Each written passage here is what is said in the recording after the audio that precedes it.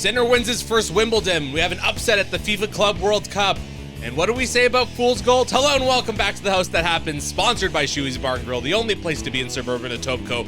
Voted 4 times the best dive bar in all the GTA. It's number 1 in our hearts, the Phoenix rising from the ashes. Hi, I'm Andrew Milani. Hi, my name's Cruz, and can I yell out Happy Monday? Happy Monday. Happy Monday. Due to the fact that my negligence due to excessive imbibing of fun interrupted our usual schedule, so we had to arrive at Cruz's Chaos on a Monday night. A little unusual, but that's okay. Give us a like, give us a comment, and please subscribe. It really helps us out with the algorithm. Cruz, how's your week? Week so far has been very good. It's interesting we're doing this on a Monday because it's a break from everything, and then we get to part 2 of everything going forward. Sort of, kind of. You know what I mean? A little bit. When you look at it with the All-Star break. Is Home Run Derby tonight? That is tonight. I should check. It's not till 8 o'clock, though, right? Yeah, probably. Hopefully we will be done by then, but you never know. If someone can turn the battery off behind me, then maybe I'll slow it down and we'll get there. But how was your weekend? Pretty good. Went to Bowmanville yesterday for the race. Well, we had a go-karting event there basically at Mossport. And then we watched the IMSA race. It was a lot of fun. Shout out to Marco for organizing that. Dom, Marco, my brother Steven was there. My buddy Marco, a lot of the brothers came out. It was a good day. I'm going to tell you this way. He's been out there, people, because this guy is about as red as that fresh tomato that your grandmother's going to go pull out of the garden in the next 24 hours. That's what he... Besides the cool Nirvana shirt you're wearing, yeah, he looks like he had fun in the sun. Glad to hear that. I got to try that one day. You know what I mean? We got to go to K1. We'll have a karting day there one day. Yeah, well, that's what we got to do, because I think my son would get along with it, too, just for the hell of it, so it should be a good time. You know what I mean? I'll bring there with my friends. We'll have a good time. Yes, definitely. Brothers, fathers, sons, always fun extravaganzas when you get them all on the same page. Any shout-outs you want to get to? First shout-out I want to get to is kind of weird, and it's off the beaten track, because I just want people to understand that I'm not a hater about everything, and I like to think positive things, but... Before we talked about the show last week, I want to say that people should understand this. First of all, everyone I know is bitching about how much live music is going to be here in the future. What are we going to get to see? Expenses, blah, blah, blah. It doesn't matter. Last week, we had Coldplay come to town for 4 nights, people. That's not 1. That's not 2. That's not 3. That's 4 nights in a row. And why am I bringing up this Coldplay? Because people know that I have a certain attitude about certain things and certain music at certain times. And I want to diffuse that immediately saying this. If you can come to a city for 4 nights in a row and make that many people happy in a performance of live music, I can only say one thing. Thanks, Coldplay, for coming to town. Oh, Radica went... sorry, what did you say there at the end? Thanks very much for coming to town. They did an amazing job. Yeah, Radica went on Monday. She said it was the best concert she's been to in her life. Okay, I agree with you, Radica. I'm going to bring you to a few more so I can diffuse that. Let's not get all crazy here. But my neighbor I don't think she'll share a lot of your musical taste, but... Probably not. But in any event, so did my neighbors. Some people I knew that were down. A bunch of people come up with Coldplay. I seen them have a Coldplay shirt on, and everybody... Everyone that I heard went to the show only said great things, so that much positivity can only be... What can you say but thanks? Yeah. You know I know Chris Martin is very good with like working with the crowd and that sort of thing. So yeah, and they give out like the bracelets and like they put on a show. Yeah, exactly. And here's what you got to think is understand. And my wife said to put it this way, okay? Music is like pizza. We all love pizza, don't we? Sure. I do. So I'm very glad that a lot of people can put Coldplay on their pizza. That's all I'm going to say. How's that? You know what I mean? And shout out to my son who took a big bridge on Thursday night, and he went to a Luke Bryant show. Going, wow. Dad, we're not country all. And I said, son, he said he was going with open eyes because he takes his buddy to a certain show, and he goes, now you got to come to my show, which is cool. But I told him, I said, wait till you get to the very end. And I said, this band is killing it. My son told me, he said within the last half hour, he goes, he doesn't think that the crowd realized how good the players were in Luke Bryant's band. He said that it was smoking hot to end. But here's the caveat. And Cody, if you're listening, you ruined it, okay? So anyways, he goes, Dad, he had the crowd eating out of their hand. It was just, the vibe was amazing, and he did some covers. Kept the vibe alive? Yes, he did. Not quite like we do, but, because he, you know what I said, so he did covers. And okay. He goes, what covers did they do? Come on, tell me the covers. And he kept beating over, and I go, you're not going to tell any covers? And Cody yells out, oh, he did Rocket Man by Elton John. And my son said, oh, shit, don't tell Dad. Please don't. And I said, what? He did what? And he go, oh, Dad, I don't want to tell you till later. I didn't want to wreck the vibe. I said, I'm not going to say nothing. Come on, Dad, what do you think? He goes, he did it on piano all by himself. And I just went. That's awesome. I went, next. Hater. I'm not a hater. I'm just, don't put Hater. Elton John on my pizza either. Okay, that's It wasn't even your pizza, though. You didn't even go to the that's concert. what I'm just saying. But I mean, I was glad that all the vibes that I told him he's going to find, because these country shows are turning into Leonard Skinner, ZZ Top, a whole Allman Brothers. Right, they right. rock, and the players are good. So give them credit. Agreed. Give them credit. Agreed. So I don't want people thinking I'm hating just for haters' sake. No. Is that good? I don't have anything music related. I'm seeing Superman tomorrow, but that's Wow. besides the point. Very much looking forward to that. I hope you like it more than you liked F1. I hope so too. But that bar isn't extremely high, so Okay. let's not Okay. go there. Big shout out to Nick Robertson of the Toronto Maple Leafs. Got married this past week. Congratulations, and he's got no contract, eh?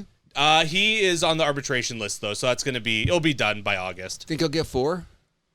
4 years? 4 mil. Oh, no. 2? I'm going to talk about when we get to hockey. That makes me think. What's his career high in points? Not even 30. You can't give him 775. 1.5. Got to give him 2.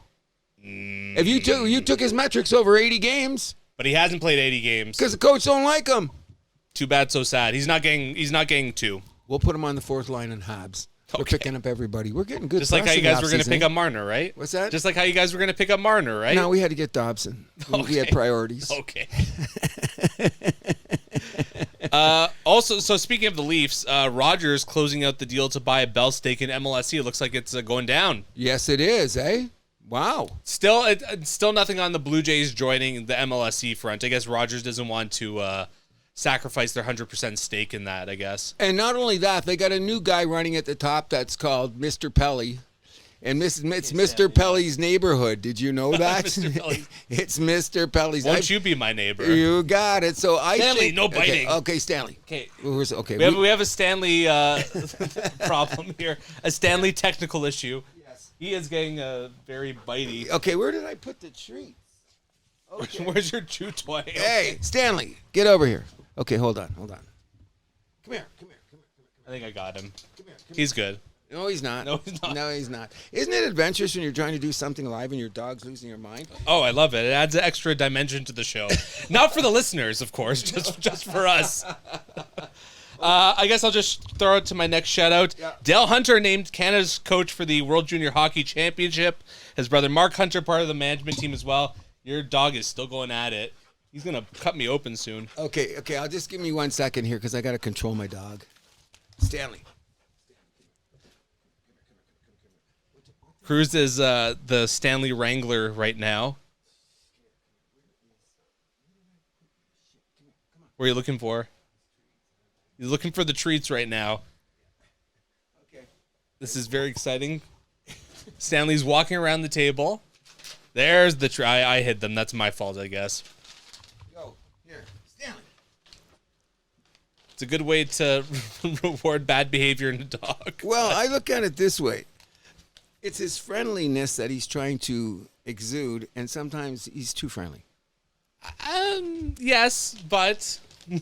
yeah, but... Nothing And, because after but. we know where that's going to. but Before yeah, we get to the Dale Hunter thing, Yes. remind me to bring this up when we're talking in our hockey segment, because I heard something today that really got my ears peaked, and it's concerning the McKenna situation. So let's revisit Dale Hunter. Yes, we will get into the McKenna situation in our hockey segment, but Dale Hunter, obviously, the Hunter brothers brought in. Canada need to make big changes with their World Junior program. Obviously, the way things have been going the last couple of years, whether you want to call it overthinking it or underthinking it, I mean, bringing in a couple winners like the Hunter brothers, I think, is nothing but a good move. I think they won one before, didn't they? Yes, they have. Okay, so part of the reason is there is rumors. I don't know what goes on in the back doors of things like the OHL. Yeah, we can only speculate, of course. Okay, and I'm going to put it to you this way. I don't like your mouth near there, Stanley. Oh, You're yeah, gonna bite my sure, dick Stanley. off. Stanley. In any event, I'm not saying that the Hunter brothers are disliked, but...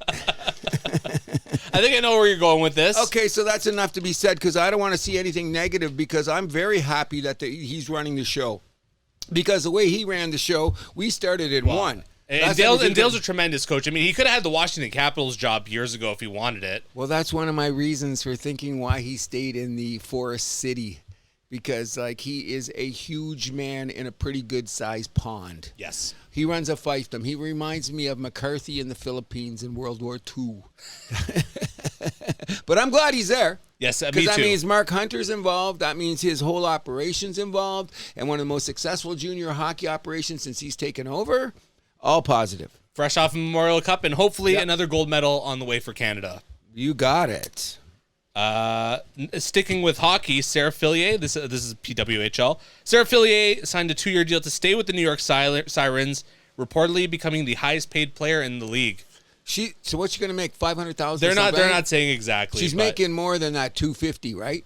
I would think so. Yeah, good for her. Anytime the ladies make money is a good day at the office, which says to me, by the way, just a very, very, very quick shout out because it was boxing, but the MMV card put together by that clown with the beard that thinks he's a boxer with the all-woman boxing card on Saturday night was rather outstanding. The clown with the beard, I love that. Okay, well, you know what I'm talking about, right? Oh, we all do. Okay, but anyways, the fact that those bozos. He put women's boxing on a huge place on Saturday night, and I watched the card. Well, of course, I had multi-screen, so I just put it on the side.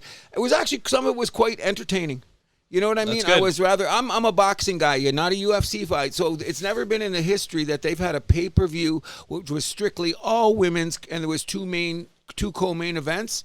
Great for the girls. Awesome. Any more shout-outs for you? I got a couple more. I do, too. I want to just do a quick shout-out to everybody that's going to the British Open this weekend. I want to shout out now that I think my favorites are going to be Xander Schauffele, Rory. Ooh. Yeah, I think he's going to be there. I think Rory's going to be there. I think there's going to be, I'd like to say Tommy Fleetwood, but because if you've seen the top 10 that just happened in the Scottish Open yesterday, there was 3 or 4 unfamiliar names, but they're Lynx guys that play in the British guys. As a matter of fact, the guy that won at Gooderup is a young guy up and coming. He held off McIlroy going down the stretch yesterday. So in any event, this is some of the most interesting golf of the year. Because we don't see this in North America. That's Lynx Golf. So big shout out to the British Opening starting on Thursday. And like I said, my favorites are going to be Rory, Xander Schauffele, Tommy Fleetwood I think should rise up. And the Live guys are coming. Of course. Cameron Smith will be in the hunt. You heard it here first. Okay. Big shout out to Ndamukong Suh retiring after 13 years in the NFL and my one boy. Super Bowl. Oh, by the way, can we just do this? Can I show you? Is that a bobblehead there? Oh, there it is. And what uniform is he in? Detroit Lions. Before we had stupid management, we didn't keep him, even though he would have got too much money. I think, is he Hall of Famer? I would lean yes. He never got a Super Bowl, played in 2. Oh, he did No, get one. he He got did the get one one. with Tampa, right? I Yeah, thought with Brady, wasn't it? Didn't he get the one with Brady? I thought it was the Rams. Or was it the Rams? Oh, man, maybe he won Yeah. it with the Rams. Oh, yeah, that's what it was. Okay. In any event, I think he's been to 2 or 3 Super Bowls, and his credentials are outstanding. Shout out to Sue. Also in the NFL, Garrett Wilson getting paid a 4-year, $130 million extension with the Jets. That was just announced today. $90 million of it guaranteed. Damn. He's young. And I mean, you can make a lot worse investments was going to be my point. Good thing. And Justin Fields needs someone to throw to. Yes. We got you. Although I think the run game of the Jets this year is going to be very strong. I agree because people have not realized how many front line O-linemen they've accrued in the last 2 or 3 years in the first and second round. Woo! Look out. Yep. Isn't it amazing the NFL pulled it off that Pittsburgh and the New York Jets play the first game of the season against each other? And it's not prime time. Well, they can't do everything right, but they pretty damn well get close, don't they? That's going to be a 1 o'clock game, I'm guessing? Oh, it'll be the premier game of the week. No doubt about it. And speaking of shout-outs, really quickly, I just want to shout out to Deion Sanders for whether you love him, loathe him, call him a hypocrite, or because his sons have gone to college or gone to pros and whatever going on today, he made a huge statement about NIL this week and the way that colleges have decided that they're going to work with buying high school football players. 4 football players in grade 12 right now that are going to play this season are looking forward to $1 to $2 million next spring. NIL, baby. Can you believe the high school kids? Oh, yeah. There's four. That's the game now. Four. So, anyways, Dion said, should there be a cap? Because he said, when you look at the four finalists or the top four teams in the league, he said, okay, so should everyone be able to spend $25 million on your rookie class to play in college football?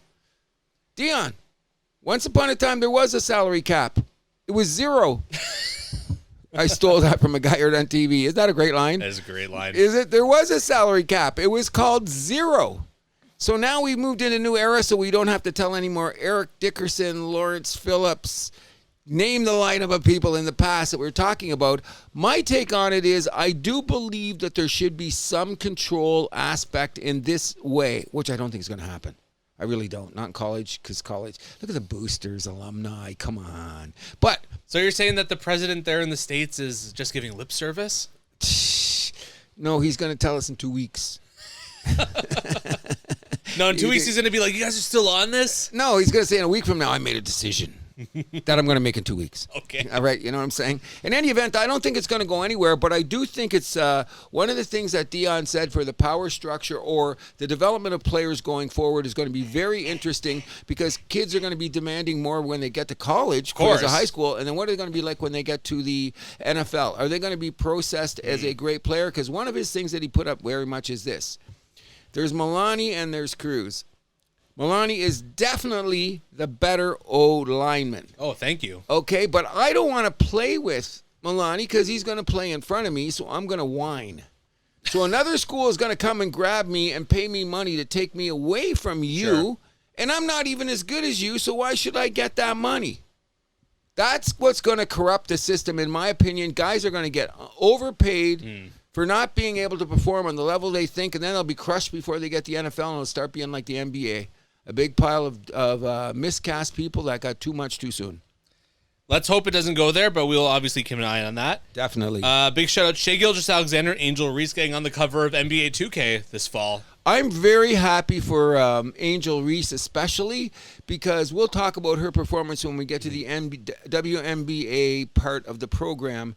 But like a lot of things in life, I think she's got some people talking to her so that we won't be saying things that we don't want to say about her. You know what I mean? We'll talk about her on field, or on court, which we will do exactly. But congratulations to her. Shea was a gimme. Yeah, exactly. Shea was a gimme. Although it doesn't always work out that way. No, and he's well-deserved. Well-deserved. Any more shout-outs? Of course we do. We got one final shout-out. You know that baseball team that plays up in Brampton by the CAA building, home of the battalion? Is this the San Fran Sluggers report? Yes, it is. And it's the Steelheads now in Brampton. Oh, yeah, the Steelheads. In any event, we have now moved into first place. Hey! We have won 4 games in a row. Oh. Old man Cruz is not going to be allowed to play outfield anymore, I don't think. Oh, no. Yeah. What, first base? Oh, yeah. Just tag me there. Legs don't work like they used to, kid.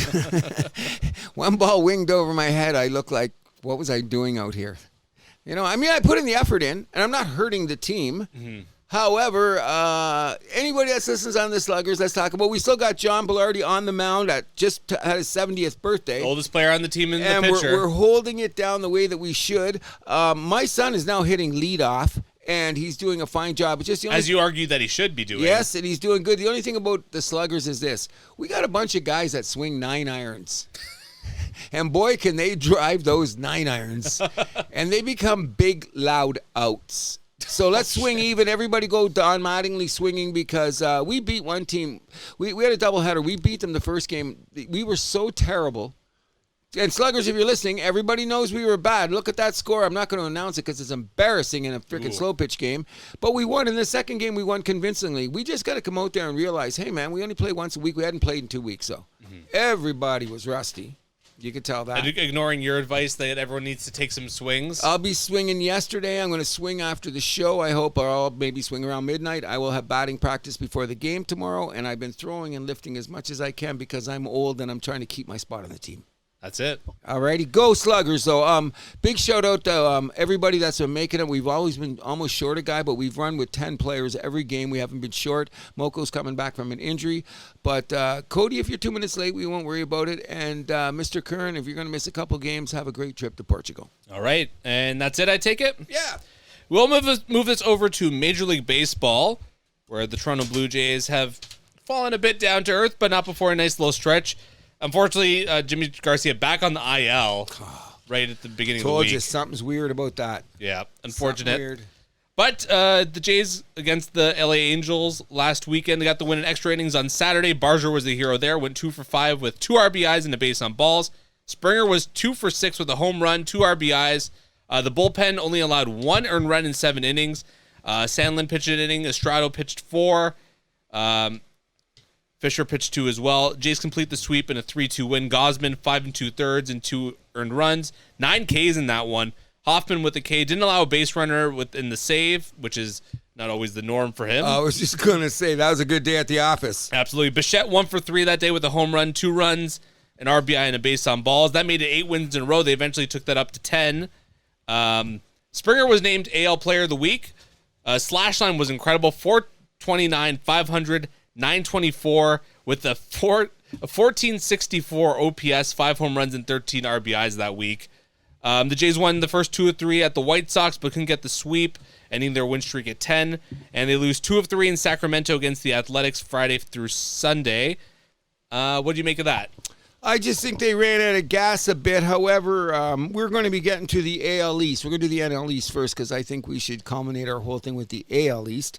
But before we get to any of that, we've got a lot to talk about in the respect that we should be seriously happy being 2 games ahead going into the All-Star break, being first break in the American League East, because now that we've gone over our 6 divisions, with the last 2 we'll go over to today, I'm of the belief that the American League East is the best division in baseball, even though the American League is considerably weaker, it appears, than the National League this year.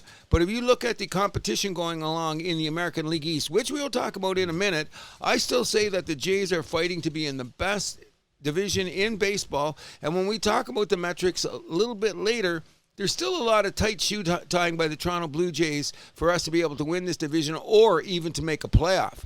Absolutely. And I mean, a lot of this hinges on what other starter we're going to get down the stretch of the season. I got some ideas. Like, do you have a list ready, or? I got a couple guys we Okay. should go after. First thing is that guy on Washington.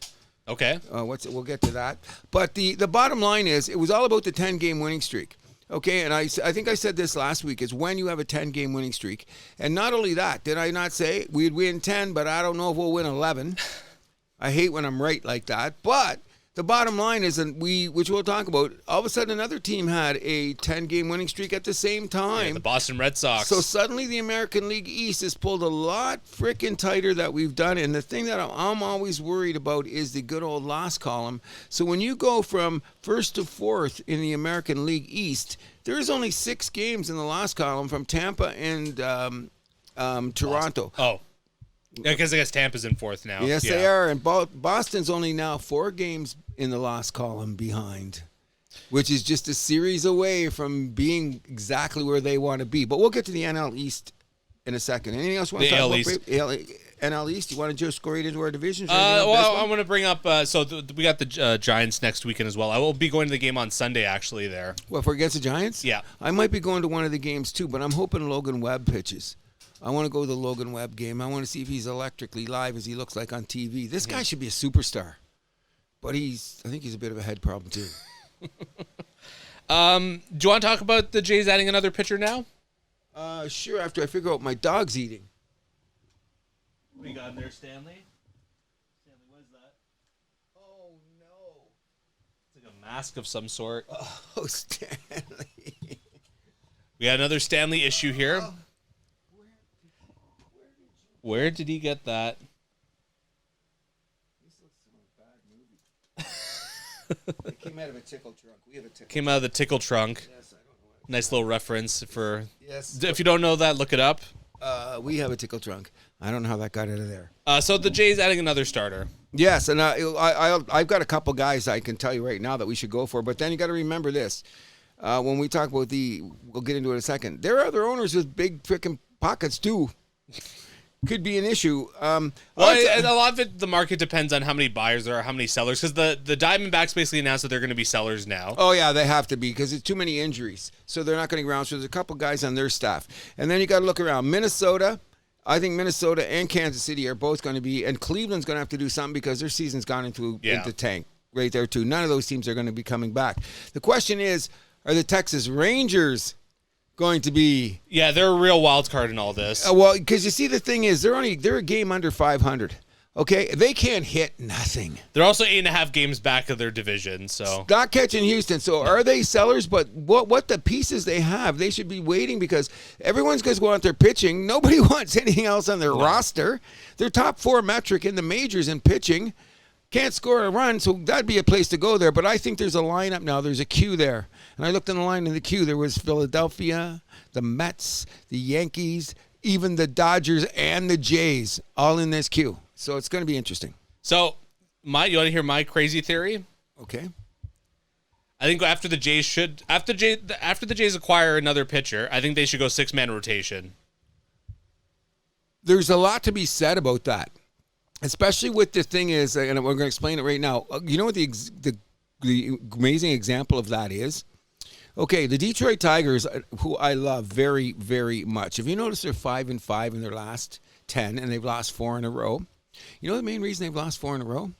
They wore the fuck out of their bullpen because they had some injury problems on the rotation, and now the rotation is a little bit solid. But all those guys have run out there so much. Like what happened the other night? Flaherty had a decent game, five innings, 2 runs. Oh, they lost 8-5. Mize runs out, goes 6 in the third, gives up 3, which isn't bad. They lose by 5. Okay, so what I'm saying is that maybe Detroit's All-Star break couldn't have come at a better time, including the Blue Jays. Yes. Okay, because the way that even when you warm up in the bullpen, that's wear and tear in your arm. People forget about that. The guy goes up and he warms up 20 pitches. He doesn't get in the game. Well, guess what? He cranked up the engine. And every time you crank up the engine, that's a little bit more wear and tear you're putting on it. So I think that there's a lot to be said going for a 6-man rotation, going down the stretch. I mean, the big reason for me is, I don't want to throw Lauer in the bullpen. He's been so good as that number 5 starter Exactly. for us. And you know what? It might help Scherzer, too. Exactly. Have the extra day off. You know what I mean? Because if we can get 5-2 and 5-3, meaning 5 innings and 2 or 3 runs off Scherzer for every start for the rest of the season, in my books, what I've had to say about him this year, that is a huge bonus. Absolutely. Stunning bonus, in my opinion, because look at we finally get some starts and he hasn't pitched that much. So give us 5 to go there. And I'm not sure about every team that's in contention has to seem that troika of 3 at the top. But that doesn't mean you have the best troika of everybody. It just means you've got 3 consistent guys going out there every 5 days. Oh, that's the Blue Jays in a nutshell. But every once in a while, one of those guys is each going to take a turn of getting raked. Yeah. So, and that's around the league. It's not nothing new. It's just that's how baseball. It's going to be. But yeah, that's what it's going to be. Got a lot more to talk about the Jays, but you want to start talking about the division? We'll go to the NL. One last thing. I just want to mention that Lauer, I do think he would be great as a bullpen guy, but I think we can save that for the playoffs. Yes. No. Keep him out there. He's given 4 or 5. He's got a little bit of, you know what it is? There's a report on him, and he has to adjust during games. I've noticed now he's adjusted the way he pitches because one of the starts are just raking that inside pitch on him. So everyone's saying he's going to throw this in the count because everybody's watching. You know what I mean? He changed his approach last time out, which was pretty good. So he went a little bit longer, and I guess that's great to Pete Walker. Yep. Got to give him credit. I was expecting you to chew my head off for that take, but I'm glad you agreed. No, I don't. Not at this time of the year because I've just seen the bullpen, and I hate that. Personally, from this point of view, I hate it. It just tells me everybody's weak, but I don't want to go down that road because I'm trying to win the division. Exactly. And I see what we did to our bullpen, including Jimmy Garcia, who's not even playing. And I'm going, for the last 60 starts, and that would give Barrios a break, that would give Bassett a break. Maybe Nebraska take the extra day and eliminate a whole bunch of pitches that he shouldn't be throwing. Wow. But notice he went out relief yesterday. Yep. Because he said I thought that was a good move with all that time off. I thought it was good too. Good for him. Yes. Also, just some quick All-Star stuff. So, AL reserves, AL and NL reserves got announced this week. Skubal, DeGrom, Fried, Kikuchi, Kirk, Bregman, Witt, Buxton, Kwan, Julio Rodriguez, a bit of a surprise there. Rooker getting named as reserves. No George Springer, as you predicted. I knew that was coming. And it's a player vote, so I imagine him being part of that Astros team still having an effect on that. Unfortunately. Maybe. Definitely. Mm-hmm. Let's be real. For the NL, obviously, Skeens is the headline there. Chris Sale, Wheeler, Robbie Ray, Pete Alonso, Clayton Kershaw, Jose De La Cruz, Olson, Carroll, Tatis, Schwarber, no Soto for the NL. So that's a fuck you. yeah, Did you see his numbers in the last 10 days alone? I know. Ooh. So a couple of snubs there. Home run derby tonight. Chisholm, Rowley, Wood, Caminero, Buxton, Cruz, Acuna Jr., and Rooker all taking part. Then tomorrow's the All-Star game, Skubal versus Skeens, as we were hoping. Why didn't they do that during the regular season? Can I just say one thing, and I think that that they're going to change this? Do you think it's worth it that the All-Star winner gets to be the home? No, they took that away. They did, yeah. It's done now, right? It's been like, they changed that years ago. No, it was only a couple years ago, right? Because someone tried to bring it up. That's the dumb thing. I think it's just wrong. That was a response to the year where they ended the All-Star game in a tie. So why do you think All-Star games got shitty? Where? Why? Why did they get shitty? When? Is it because of players? Because of money? Look at every All-Star game. When I was a kid, and baseball All-Star game was coming up, you were excited. Basketball, hockey, you're getting excited. Do you get excited about any All-Star games? Not anymore. No, what happened? I mean, the players started taking it for granted, so, why should the fans care? Well, you see, that's what drives me crazy. When you want eyeballs to your sport, wouldn't you want to take the opportunity to showcase it? Like when I was a kid, Dave Parker's throwing two guys out from right field in the All-Star game. Pete Rose wiping out a guy at the plate. Reggie Jackson hitting the lighting pole above Tiger Stadium. Shit like that. I'll remember my whole life. You know what I mean? They were I like to see them in real-time moments. Yeah, now it's like everybody's going, I'm going to talk to my agent. I got snubbed. I don't want to travel. I don't know. It's just weird. I'm thinking of my lifetime. I can't think of, what the touchstone moment for, any of these All-Star games is. I can't think of, one iconic moment from any of them. Well, I think the one in the 90s where in the hockey was one when the score was 15-11. And then everyone said, wait a second here. And then when the All-Star game and basketball game went to 170 to 171. Yeah, then there was some shit that jumped out at you and said, well, is this serious? Which I think in a little way is disrespecting the fans. All you want to say, we're fan-oriented. We want bums in the seat, eyes on the screen. No, the All-Star Game's for the sponsors.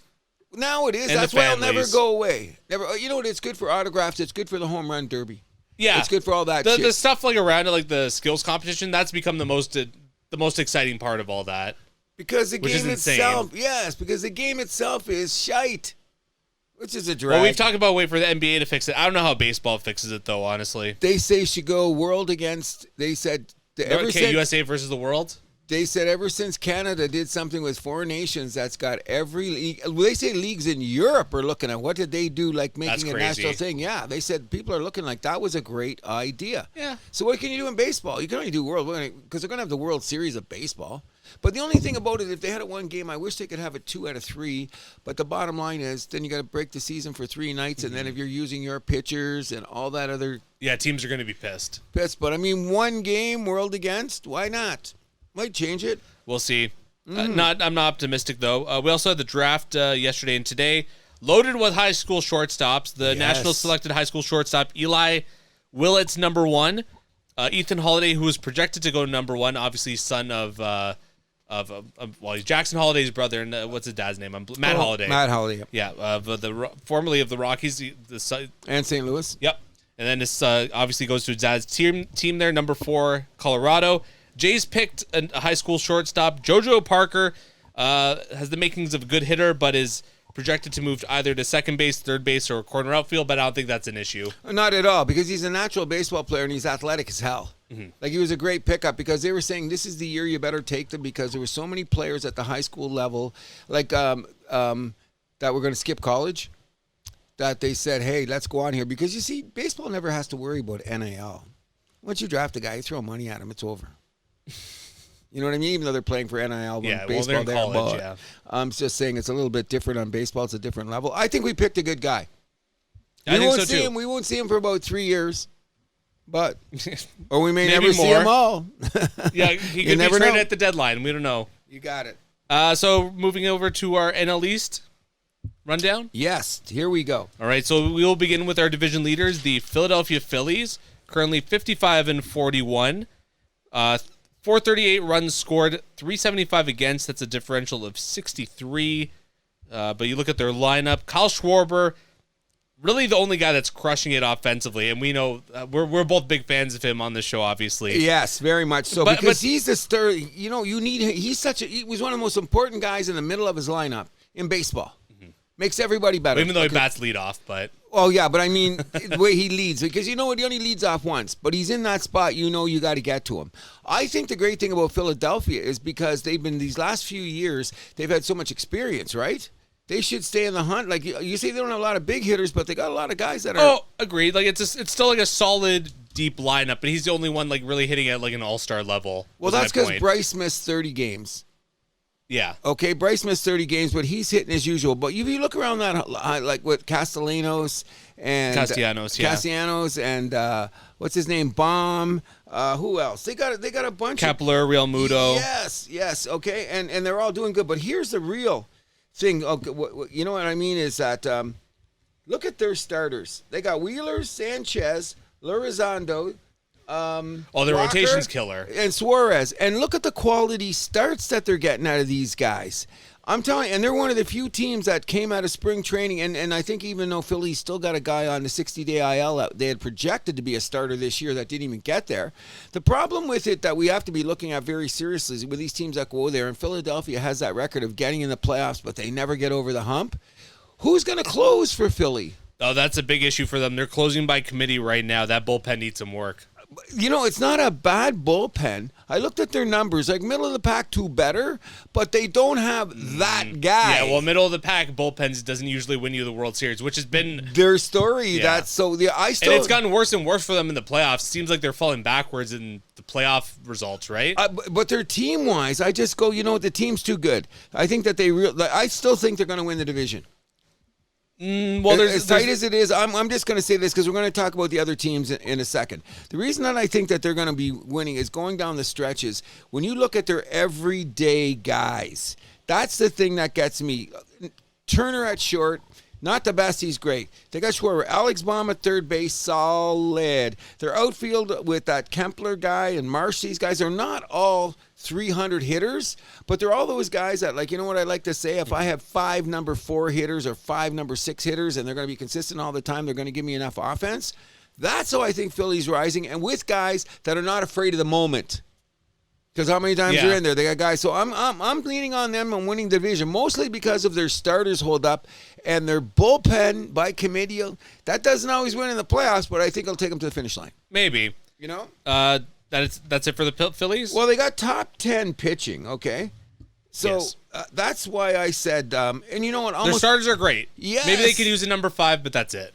And you know what it is, though? I mean, well, Aaron Nola's health. I mean, it's all dependent on that, right? He's on the 60-day. If he comes back, I think they use him out of the bullpen if this rotation stays the same. Imagine having Aaron Nola coming out of your bullpen for the playoffs. Insane. And I think he would be just to be that way. But I don't think they would use him that way, though. No, because he's a starter. So who do you take out then? I don't know. I like if you look right now, look at those guys. Like they've got 5 guys that have like 19 starts or whatever. They got how many quality starts, and their ERAs are under 3 or under 4. And they're hit. It's the experience in the lineup that's been there before that I give more credibility to anything. And I'm saying right now, I think Philadelphia, who is projected to win the division, and most pundits before the season are now. I'm sticking with Philly to win the division. I think it's the team. For me, it's the team in second place that I think it's going to take it. The New York Mets, 55-42 record, half a game back of the Phillies, 426 runs scored, 381 against, very close numbers, a differential of plus 45 for this team. A great top of the lineup with Alonso, Soto, Lindor, and Nimmo. Lacking a little bit of depth. Nimmo's having a breakout year, eh? Yeah, lacking a little bit of depth, but that top of the hitting lineup is insane. Awesome rotation as well. Solid bullpen, but maybe could use a little bit more arms back there. Well, I'm not counting on their rotation anymore because they had about 8 starters. What have they done for us lately? They still have frontline, some pitching, whatever, and they still got a couple guys that are like the Reed Garretts, and they have Diaz as a solid closer. But I mean, like, who are they missing from the beginning of the year that they had? They didn't have on their rotation. And now you look at them and they're going, like, they had like 8 starters. Who do they have now?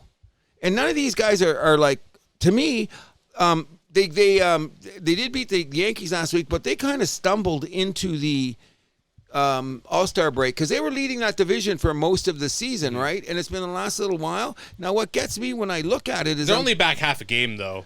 Well, I see when we go down this stretch, what's going to be the second half is going to be more. You need more pitching than you get hitting. That's a traditional second half team. And when I'm looking at them, I'm saying about the Mets is, where are they going to get this pitching now? They got Peterson and Holmes. Senga has not been the guy that he was supposed to be. Who's Griffin? His ERA is under 1.5, though. Who's that?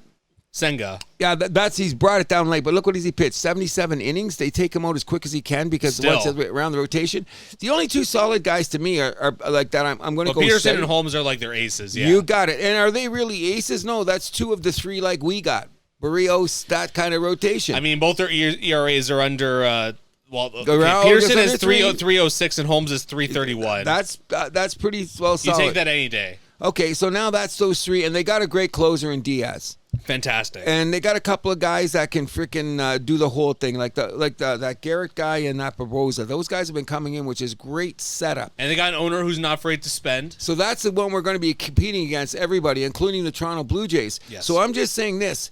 It appears to them when you look at their metrics, though, on a league level of pitching, it looks good.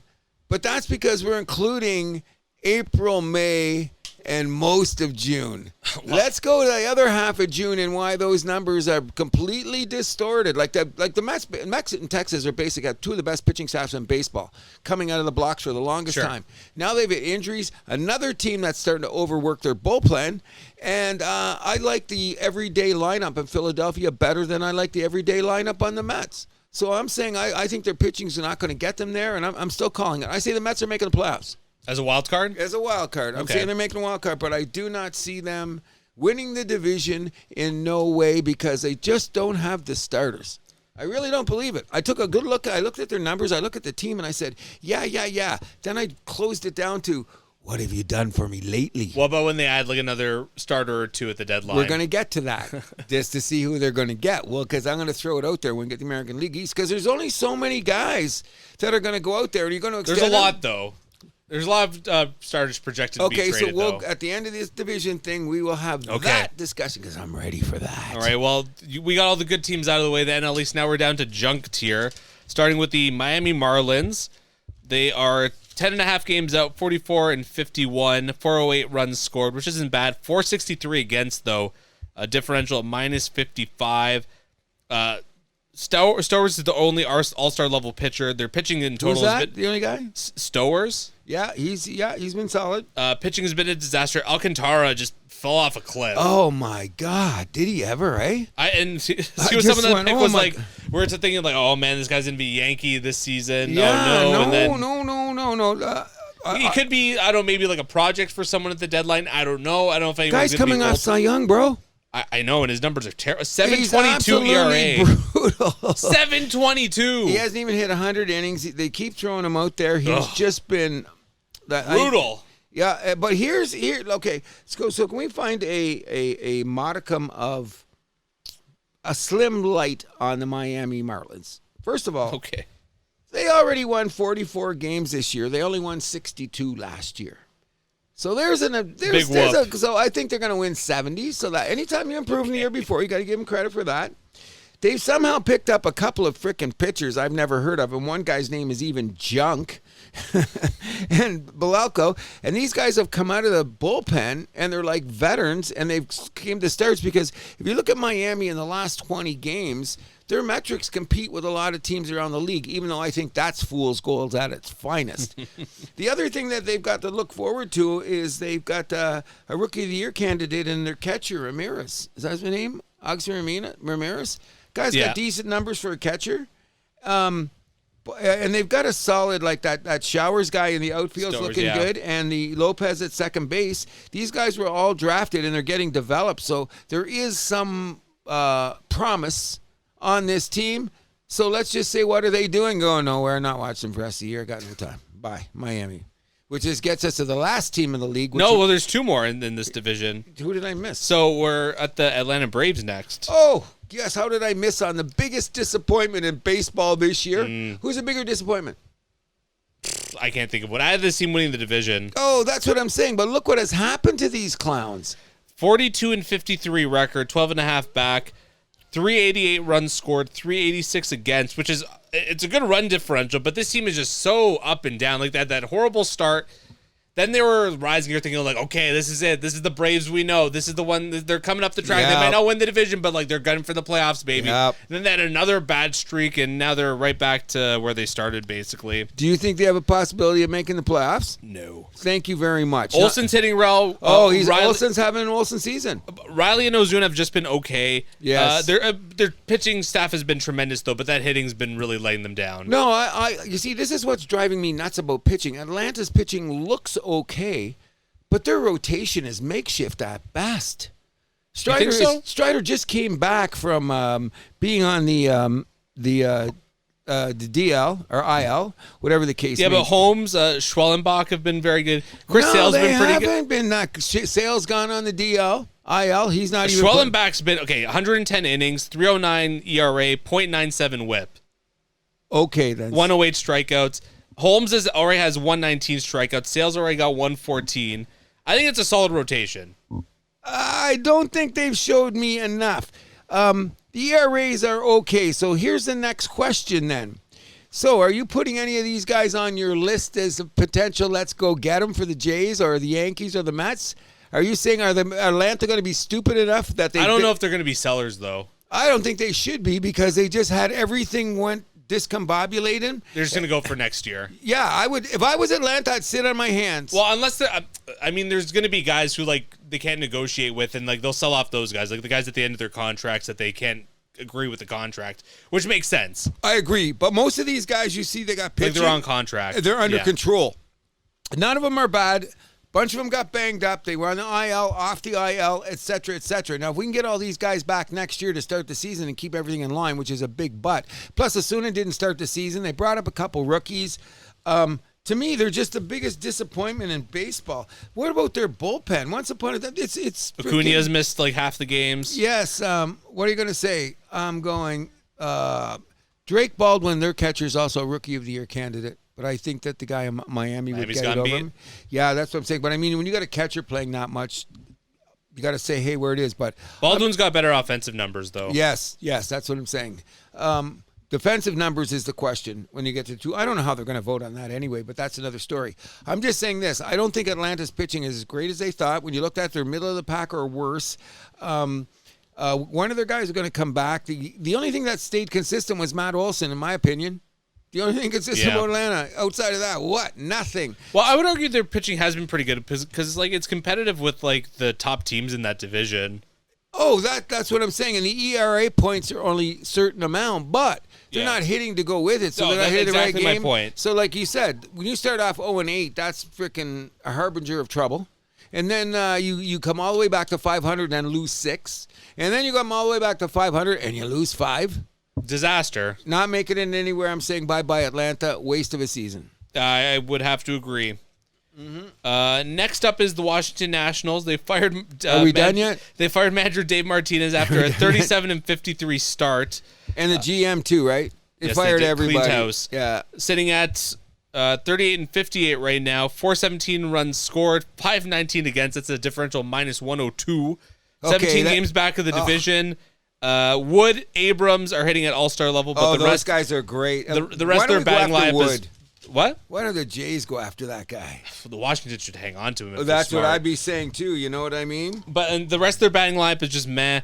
Pitching not good besides a few exceptions. This team's just going nowhere fast. Josh Bell turned out to be a bad signing from Arizona. Terrible. I just think that they're done, but I really like James Wood, and I said he's a fledgling superstar, and I would give some prospects to get my hands on him. But if I was Washington, their core has got to be nothing. I mean, he's 22. I don't know exactly. So Woods, Abrams, and that Nathaniel Lowe guy, that should be the cornerstone of their franchise because they're Lowe's a little bit older. He's 30, but I'd keep him around though. Like you gotta always keep somebody around at home that that guy in the dugout. Mm-hmm. Or that knows, okay, this is where we were, this is where we're going to go guy. Agreed. He's that guy I see on their roster. But outside of that, let's not talk about anymore unless we're going to discuss this. One of my top candidates that the Toronto Blue Jays should go after as a starting pitcher is Mackenzie Gore on the Washington Nationals. I would not mind that. Take a look around, okay? He's my guy. Those strikeouts are going to be expensive, though. I'll take my chances. Imagine, did you see his numbers? What if he played on a real freaking team? I know. Like he'd have a couple more wins. What? He'd have a couple more wins. God. He's the guy that I look at. You know, at night and you see Washington and they lose 8-3. Okay, then they show up his line, 6 innings, 2 runs, 8 strikeouts. Then they show the bullpen. Like, that's a guy. You know what I'm saying? When we talk about later, he is a guy. Like, I looked at it, and he's big. He's a little older. Got a couple years on his contract. Look for next year. If you say we're not bringing back Bassett, you got to think of the guys we're going to get the trade deadline. Are they going to help us next year too? Exactly. That's how I'm looking at it. That's what the Jays are looking at it too. They want guys with team control. McKenzie's got 2 years, I think, control. Not sure, but I think it's something like that. But he's a candidate, just in case you say I'm more. But that's enough about Washington. We spent too much time on a shitty team. I hate when that has that. So let's just go to the division that we've all been waiting to talk about, who I say that at the beginning of the season, I wouldn't have said it. I think this is the best division in baseball. Could shape up to be that way. I mean, we saying have by 4 teams season ends. We have 4 teams that are competitive. Yes. Oh, no. Let's get a little bit started. Okay, they went 5-5, but you look at their last 20.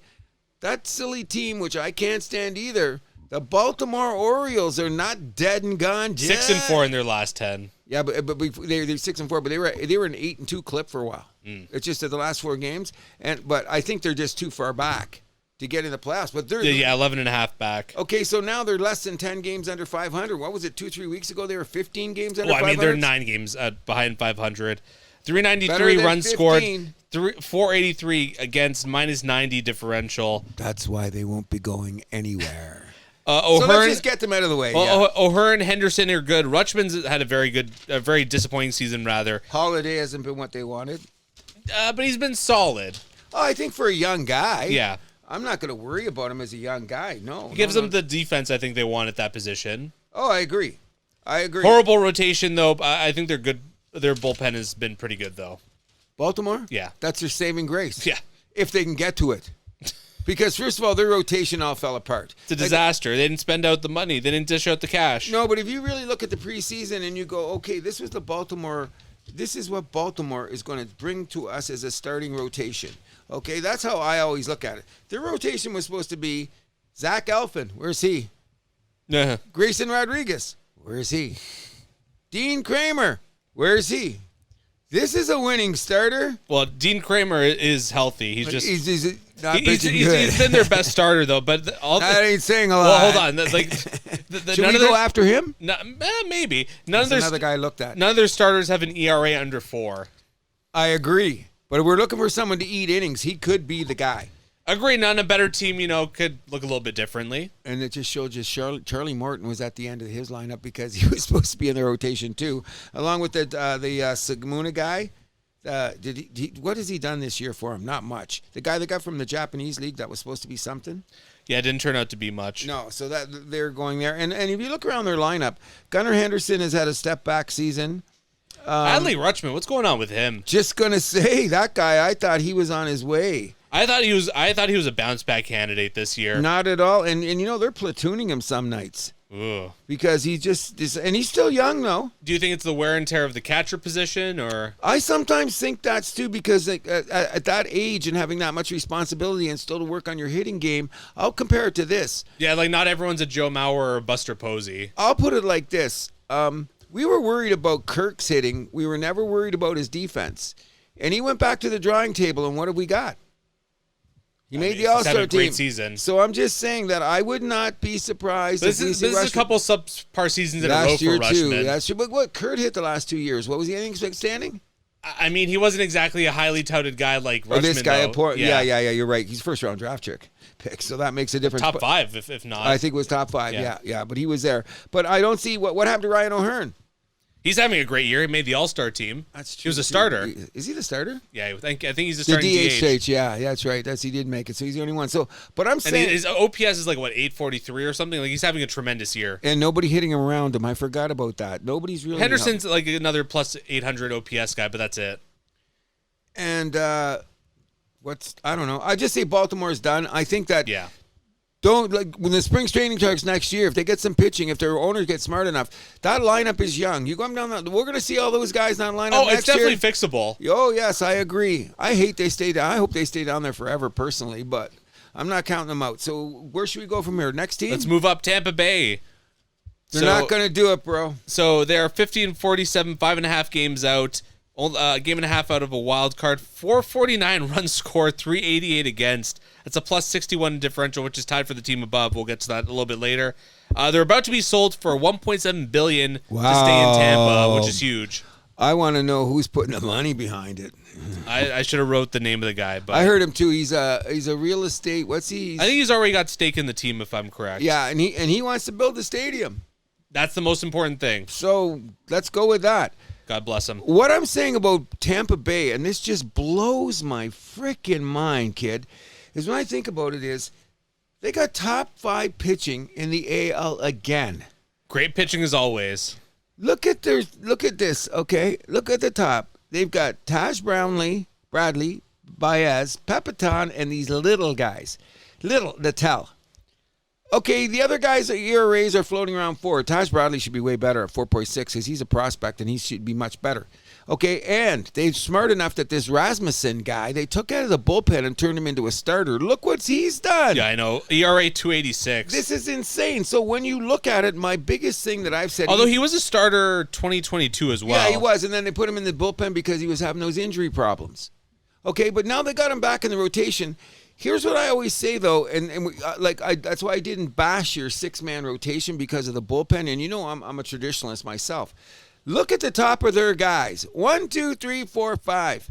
They almost all got 20 starts. Go around the majors and give me one team that's got 5 guys making 19 or more starts again. It's crazy. 4 of those guys are at 19, then Pepiot is at 20. Yeah. So consistency is insane. Oh, by the way, they found another closer. Who's this Pete Fairbanks guy? Oh, yeah, I forgot. The leprechaun came with the unicorn, dropped him off at the beginning of the season. Like, how do these guys do this? That's just been their MO since the owners took over in the mid-2000s, right? It just blows. You should read the book about that, the extra 2%. Fantastic. I should be reading. Now, just look at this. The Diaz-Hernandez combination. One plays first, one DHs. They keep switching around. Look at their numbers. You can't do that. This Junior Caminero guy is probably one of the best third basemen in the American League right now, if not the best, because he could be a little better defensively, but he's been solid hitting. And Aranda. And they got this Brandon Lowe kid at second base. Well, he's a little bit older, but he's developing. And I just say Tampa, but I don't think they're going to make it. Never know. I'm calling it now. They got some swagger, this team. I do think that they do, but I just say that I don't think that their depth is big enough. The All-Star game came at a great time for them, too, because they just lost 4 in a row. Oh, yeah. They needed to catch their breath, too. I'm not saying that. But with this being said, going into there, and I just think that with Boston surging, we'll talk about in a minute, are they going to pass the Yankees? We certainly don't want them to pass our boys. No. So we're going to have 3 teams. Okay, well, we'll get the other one. I'll ask you questions about the American League and the American League East after we finish all these rundowns. All right, so Boston next? Boston's next. I'm predicting now that Tampa Bay just falls outside. All right. Falls outside. It's going to be tight. Okay. It's going to be tight. Boston 53-45 record, 3 games back of the Jays. They're sitting in a wild card spot. 491 runs scored, 430 against. That's a plus 61, like the Rays, like we alluded to.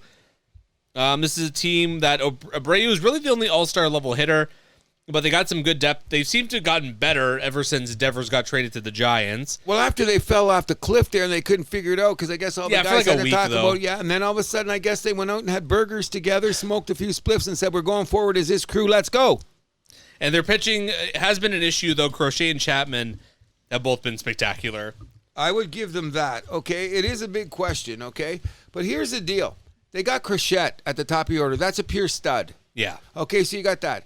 Then you got Bueller. Crochet, yeah. Crochet, whatever his name is. You know what I'm talking about. But anyway, they got Bueller and this Bello kid. If those two can keep... if those two can keep doing what they're doing, then they could be okay. Because here's the weird thing about this team. Their team defense is suspect at times. Yeah.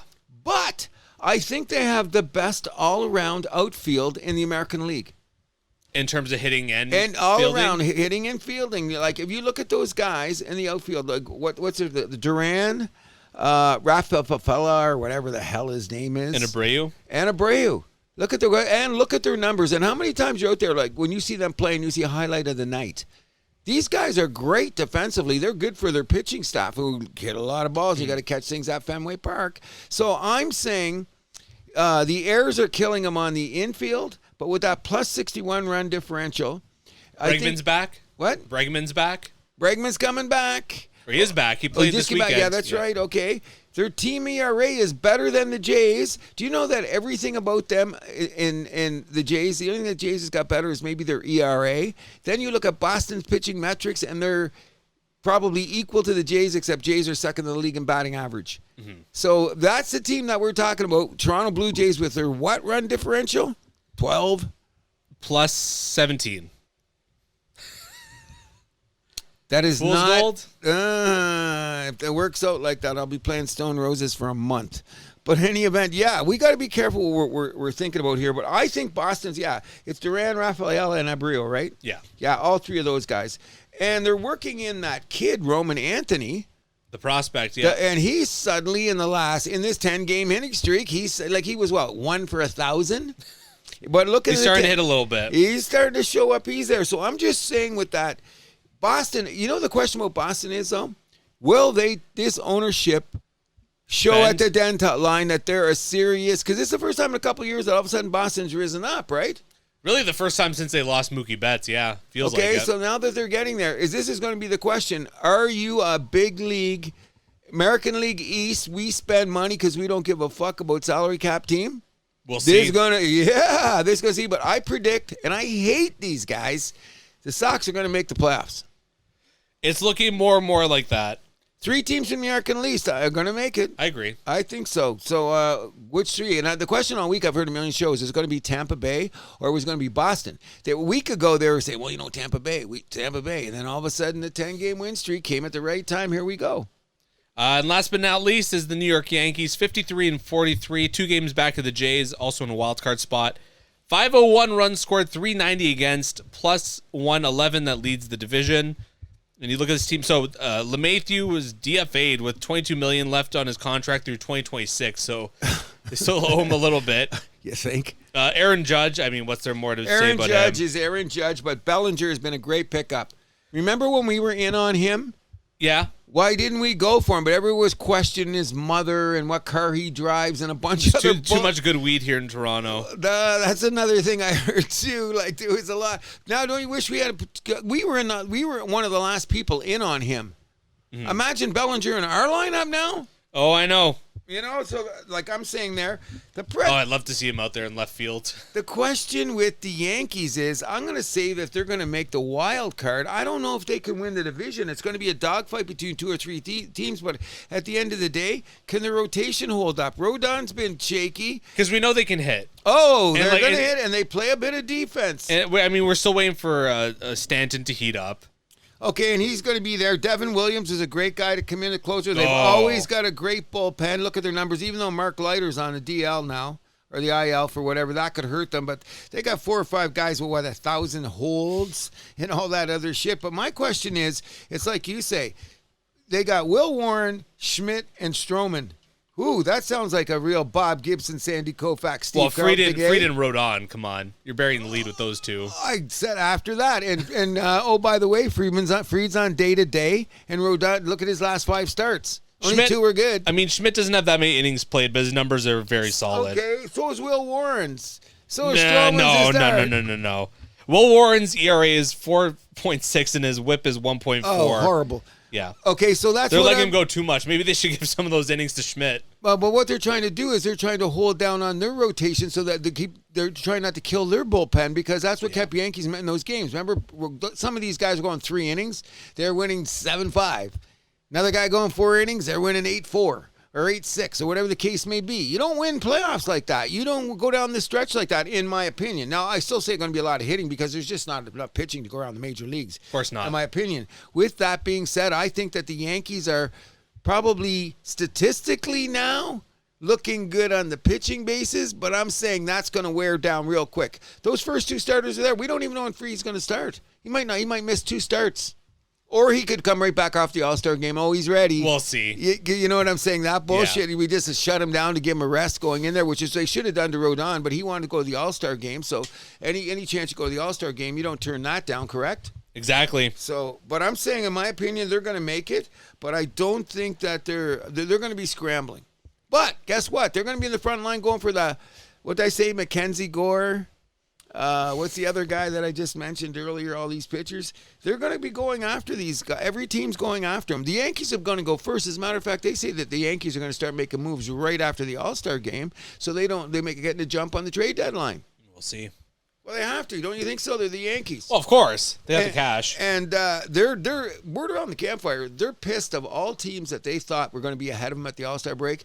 The Toronto Blue Jays were not supposed to be that team. I imagine they would be upset about that. So fuck you, New York. Fuck you. That's all I got to say. Anything else for the divisions? No, but we should get back to saying, now that we've had all that say about the other 4 teams in the division, where do you seriously put the Blue Jays now? We got to say, where do you think? I think they're going to be a wild card. I don't know if they're going to win the division. Yeah, I'm not sure they're going to win the division either. So we got no balls. We're saying that we're not sure if the Yankees can win the division. We're not sure if the Red Sox win the division. One of those 3 got to win. Well, none of these teams really leap off the page, so they're not doing us any favors here either. So we're going to talk about intangibles now. When you talk about the intangibles, the Blue Jays have none. Except they play like a 26-man unit. And they hit from all spots. They're 7th and 8th and 9th is the best hitting in baseball. Insane. That just blows my mind, which that doesn't say a lot, but when you're 7th or 8th... Mind you, they'll put some good guys down there once in a while, so... Like Clement hits down there once in a while. Well, Lucas hits down there once in a while. That's your depth. Yeah, there you go. Okay, so I'm not denying their depth. So here's the big question.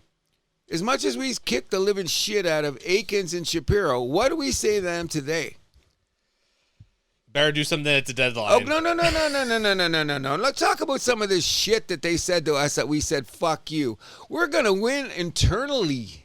We're going to do internal improvements. Well, the job's not finished. No, but what is everything that they said that they were going to do that we were going golly to, and it's worked out for now. And the job's not done. Oh no! And I'm saying that's far. So I'm not gonna suck their dicks right now. No, let's wait till the job's done.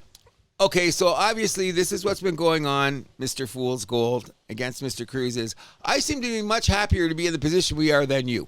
That's obvious because I'm very happy, actually. Thank you. Then you should sound like it because what's going to happen is if we go out and get Mackenzie Gore, or if we decide, is Atlanta going to be a team that's going to be selling? The big question is Texas. Can we steal a pitcher out of there? Because are they going to sell? Because I wouldn't if I was them either. They're a team on there. Seattle. What are we going to do with Seattle? They're frauds. So let's look at their fraudulent pitching staff. If they sell, they might be cocky enough to think that they can compete. I think that they're in a playoff spot right now. Barely. Are they in the wild card? I don't think so. Yes, they are. Are they? They're in the last wild card spot. I'll be damned. They in, aren't they? So they're not afraid to spend.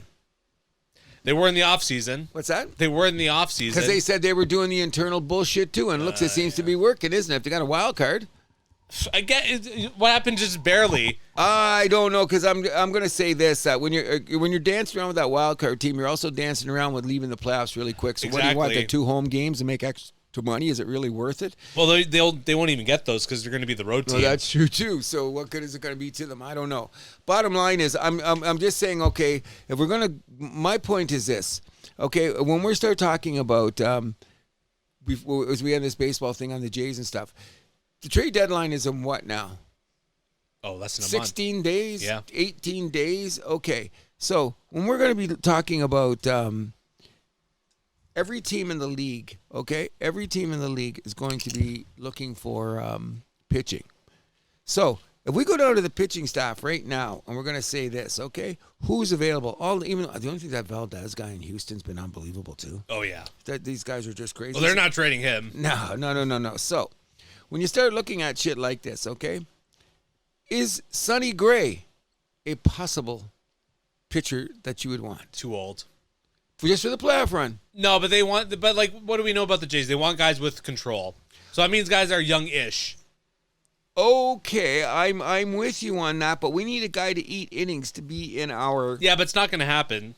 So you don't think that we should take a shot at him? I wouldn't mind, but I just don't think it's even going to go there, so I don't think it's really worth discussing, to be honest. Okay, so then we got to be figuring out around... I don't mind Sonny Gray. I'm going to put that out there. I like Sonny Gray. Okay, so if you had a chance to get him at the trade deadline, would you take a shot? I think it'd be a good pitcher to pick up, yeah. Do you think I don't think it's going to happen, though. Do you think that we could be crazy enough to take a shot at either Robbie Ray or Logan Webb if San Francisco goes in the tank?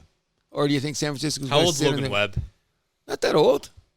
He can be an option, maybe. I'm saying, but do you think that they're going to let him go? Will San Fran let him go? Are they going to be sellers? I still think they fancy themselves as competitors. So take those two guys out of the rotation. Yeah, That's definitely not saying. Robbie Ray. That's definitely not happening. Okay, but I'm saying then I think that San Fran, I told them when I did their week, I thought they were going to be one of the teams that sneak in the playoffs. You won't be sneaking in the playoffs. You're getting rid of those. So you got to take those guys off the list.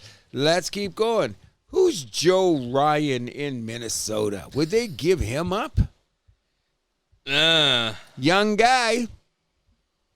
Maybe. Let me take a now, look at him. Here's the guy that I find interesting that we might have to give something before him. We have a history with dealing these guys. What about Mr. Fat on Arizona? His ERA is at 5. No thanks. Okay, but he's won 9 games. He's got in 100 innings pitching. I think if we got to tighten him up with Pete Walker, he's still a good guy. If you want a 6-man rotation, wouldn't he be good? So then what we do is we take a swing. I'm not convinced. So would you take a swing at Merrill Kelly out of Arizona if they're going to sell? Merrill Kelly? I don't think they're going to old. let him to go. But I'm saying, like, what are you going to get at the deadline? Guys with team control still. All these guys, I'm going down the list that's doing their leagues right now. We keep going down. You're looking at the wrong guys then. Well, then who else are we going to get? Like, we brought up Joe Ryan. Okay, he's a guy that we could get after. They're not going to let him go. So every time I'm looking at a guy on the list, I'm going to say, I don't know. I like Andrew Abbott of Cincinnati.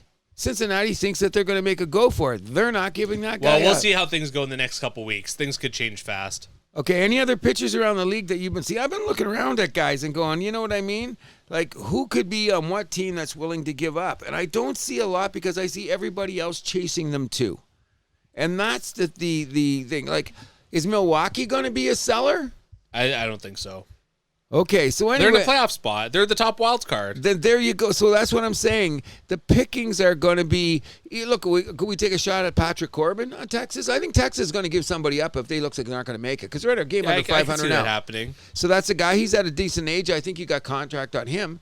But if you go around the league and we're just talking about this respectfully because we're Blue Jay guys, right? Mm-hmm. What do you think the guys are saying at Mets guys, Yankee guys? Philly everyone's guys. having the same conversation. I get that. Okay, so that's what I'm saying. What do we got to give, and do you think we should go for it? I'm saying, yeah. With a weak year in the American League?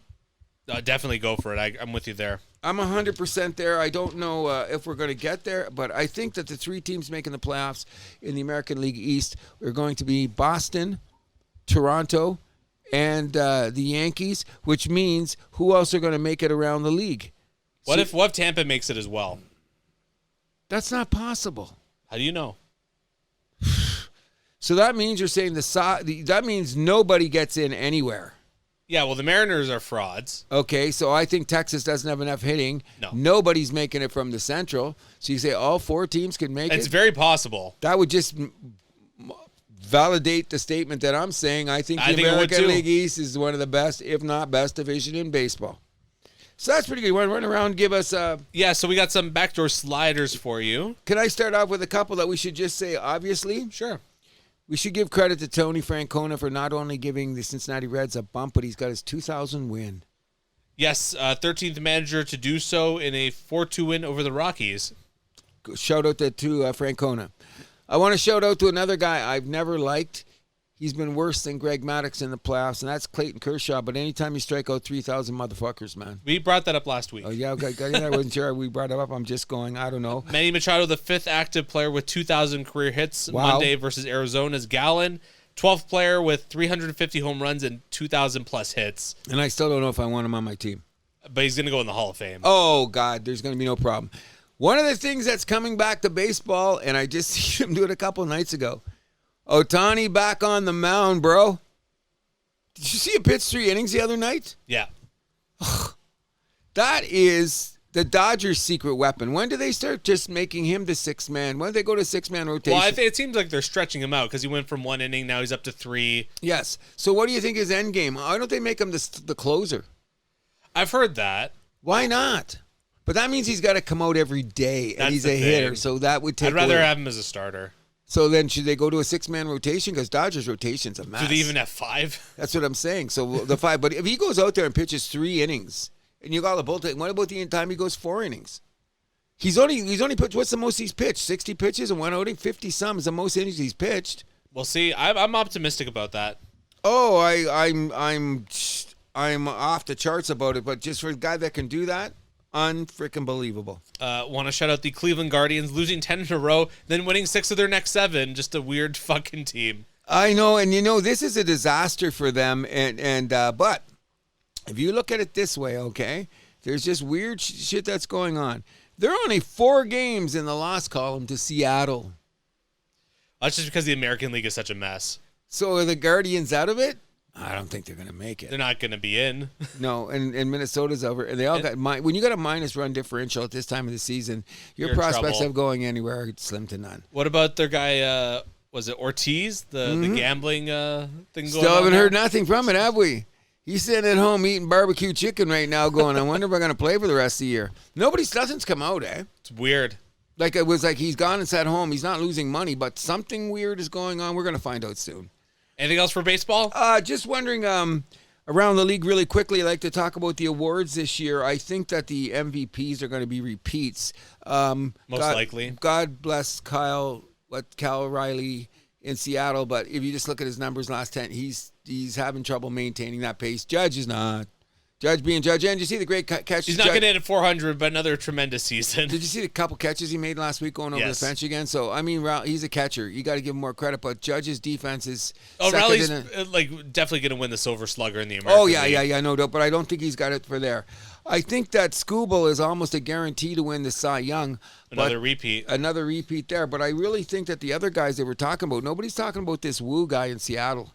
I think he's having a great year. He just gets no run support. He gets no wins. Actually, I was watching a video about how how he got brought up and whatever is actually very important to how scouting has kind of made a big comeback in baseball.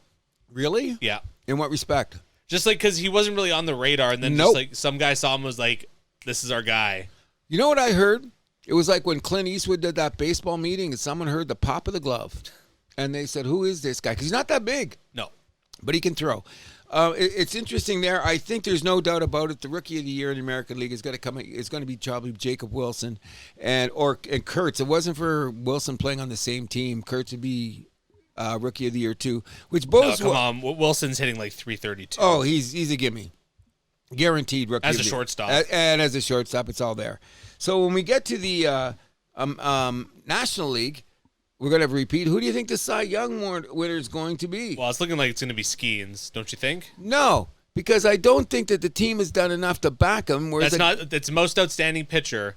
That's the criteria. Wheeler is having just as good a season, if not more, and he's winning more on a winning team. Winning doesn't matter. To me, it does. Do you have a vote? No. So that's just the way. And that has nothing to do with the criteria of the award. If I had a choice right now, I'm taking Wheeler. Even though I love Skeens. That's insane. I am. Just for this year. Sandy Koufax didn't win the Cy Young every year. Bob Gibson didn't win the Cy Young every year. So Skeens, it's not your year. Somebody might have a little bit better numbers. I think it is Skeens' year. You think he's going to win it? Yeah. I'm kind of. He's too good. Wheeler's been great he's too. Great too, but Skeens has been better. We'll see numbers-wise at the end of the year. And the Rookie of the Year in the National League, I have no idea who it's going to be. They're already bringing up this kid from Milwaukee, the pitcher. Mm-hmm. How do you say this? Miriowski? Yeah. Miriowski. Struck out some big hitters last week, but he's going to have enough starts to do it.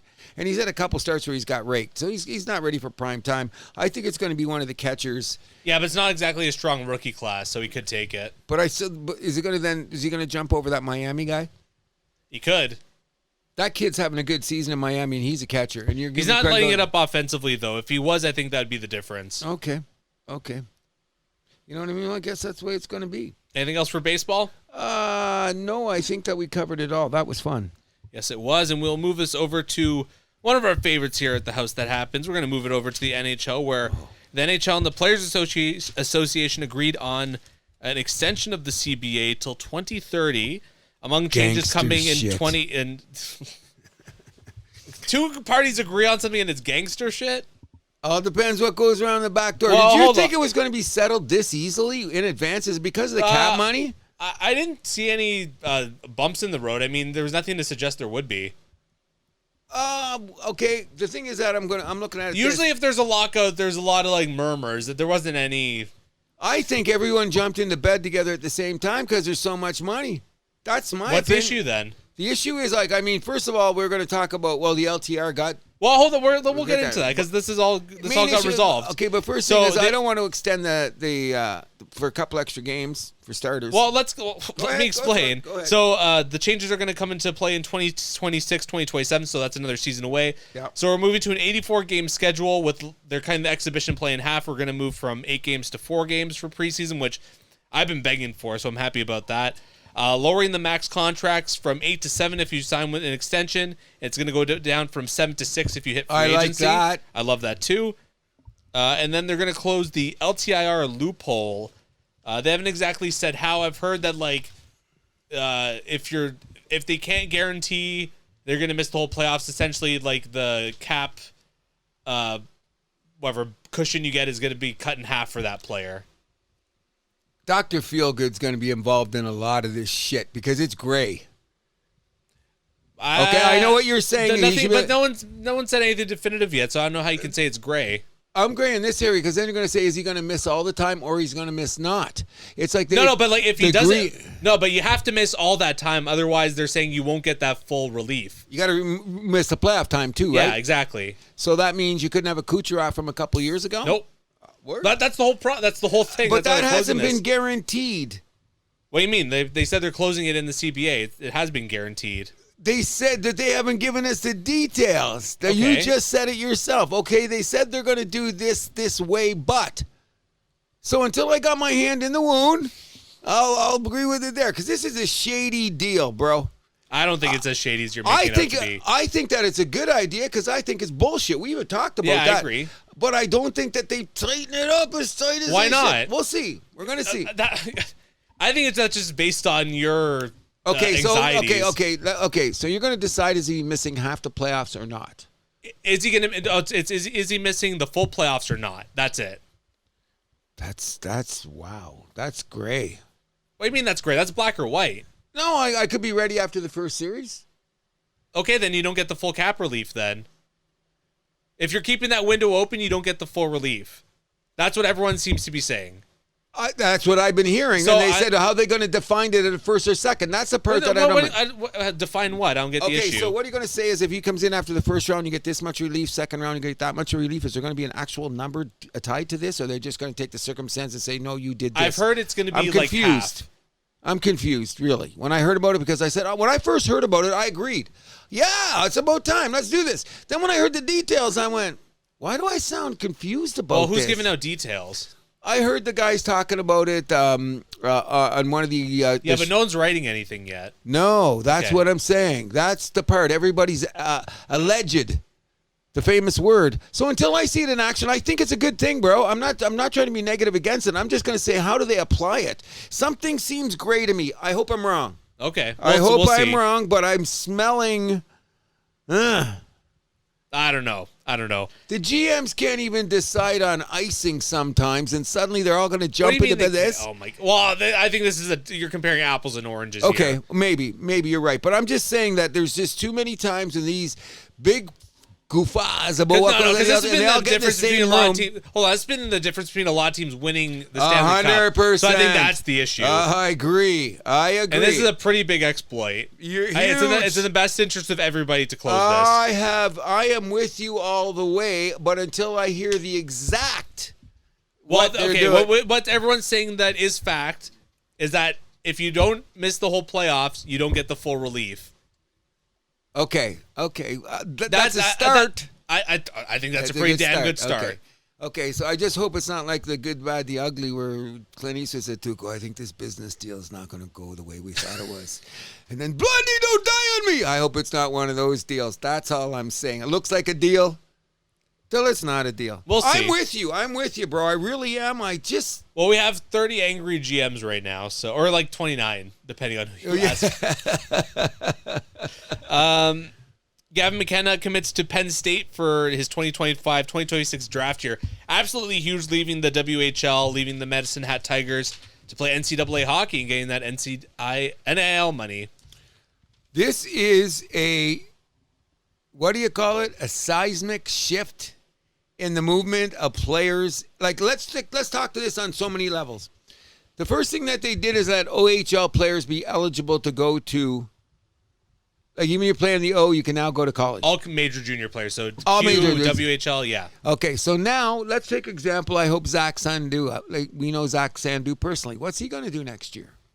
Well, he's eligible to go NCAA if he has that opportunity. So what if they offer him some NIL money? Bye-bye. Yep. Okay, so there's a two-way thing I look at with this, and I heard about this. The first thing is that this gives a greater chance for the 16 to 18-year-olds to get more time and more development in the OHA, because all the guys that stay around later now might run to the college ranks and get money instead of staying in the O. Yeah. That's an interesting spot. Number two is, the reason I was talking about the Dale Hunter thing and his monopoly in the Forest City is there someone big enough in junior hockey to say, fuck you, and just say, my guy's staying here? Like, what if the owner... That's not possible. Because they can't do it? You're not allowed? If the player wants to go NCAA... Okay, but I don't want you to go to WN. What's he getting? $750,000, I heard? Okay. Okay, so I'm Dale Hunter. No, man, come play with me. I'll give you $1 million. That's not allowed by the OHL. So what are we going to do about it? That's what they're saying. Shouldn't you have the same opportunities? So that means, so what happens that other league, that USA league? USHL?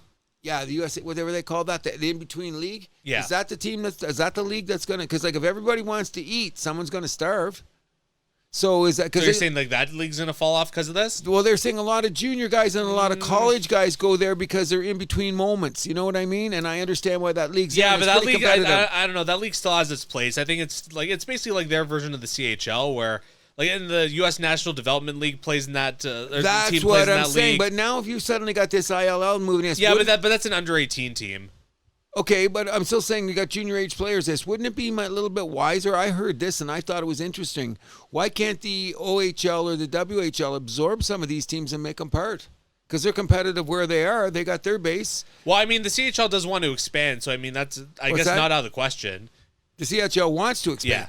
Yeah, so I'm saying I think that the balance in this could be to absorb some of these teams, because I think that's going to be the league that hurts the most. Because, maybe. Because traditionally, if you're 14 years old, you still want to play in the WHL or Quebec. That's just it's more guaranteed when you're pure talent, they say, when you're younger, than just jumping to college. Once you get into the O and you figure out your situation, and then you got your options here, there, and other. The USA League, you can play until you're 22, right? Well, that's basically like the CHL too. Yeah, so you can play till like you're 22.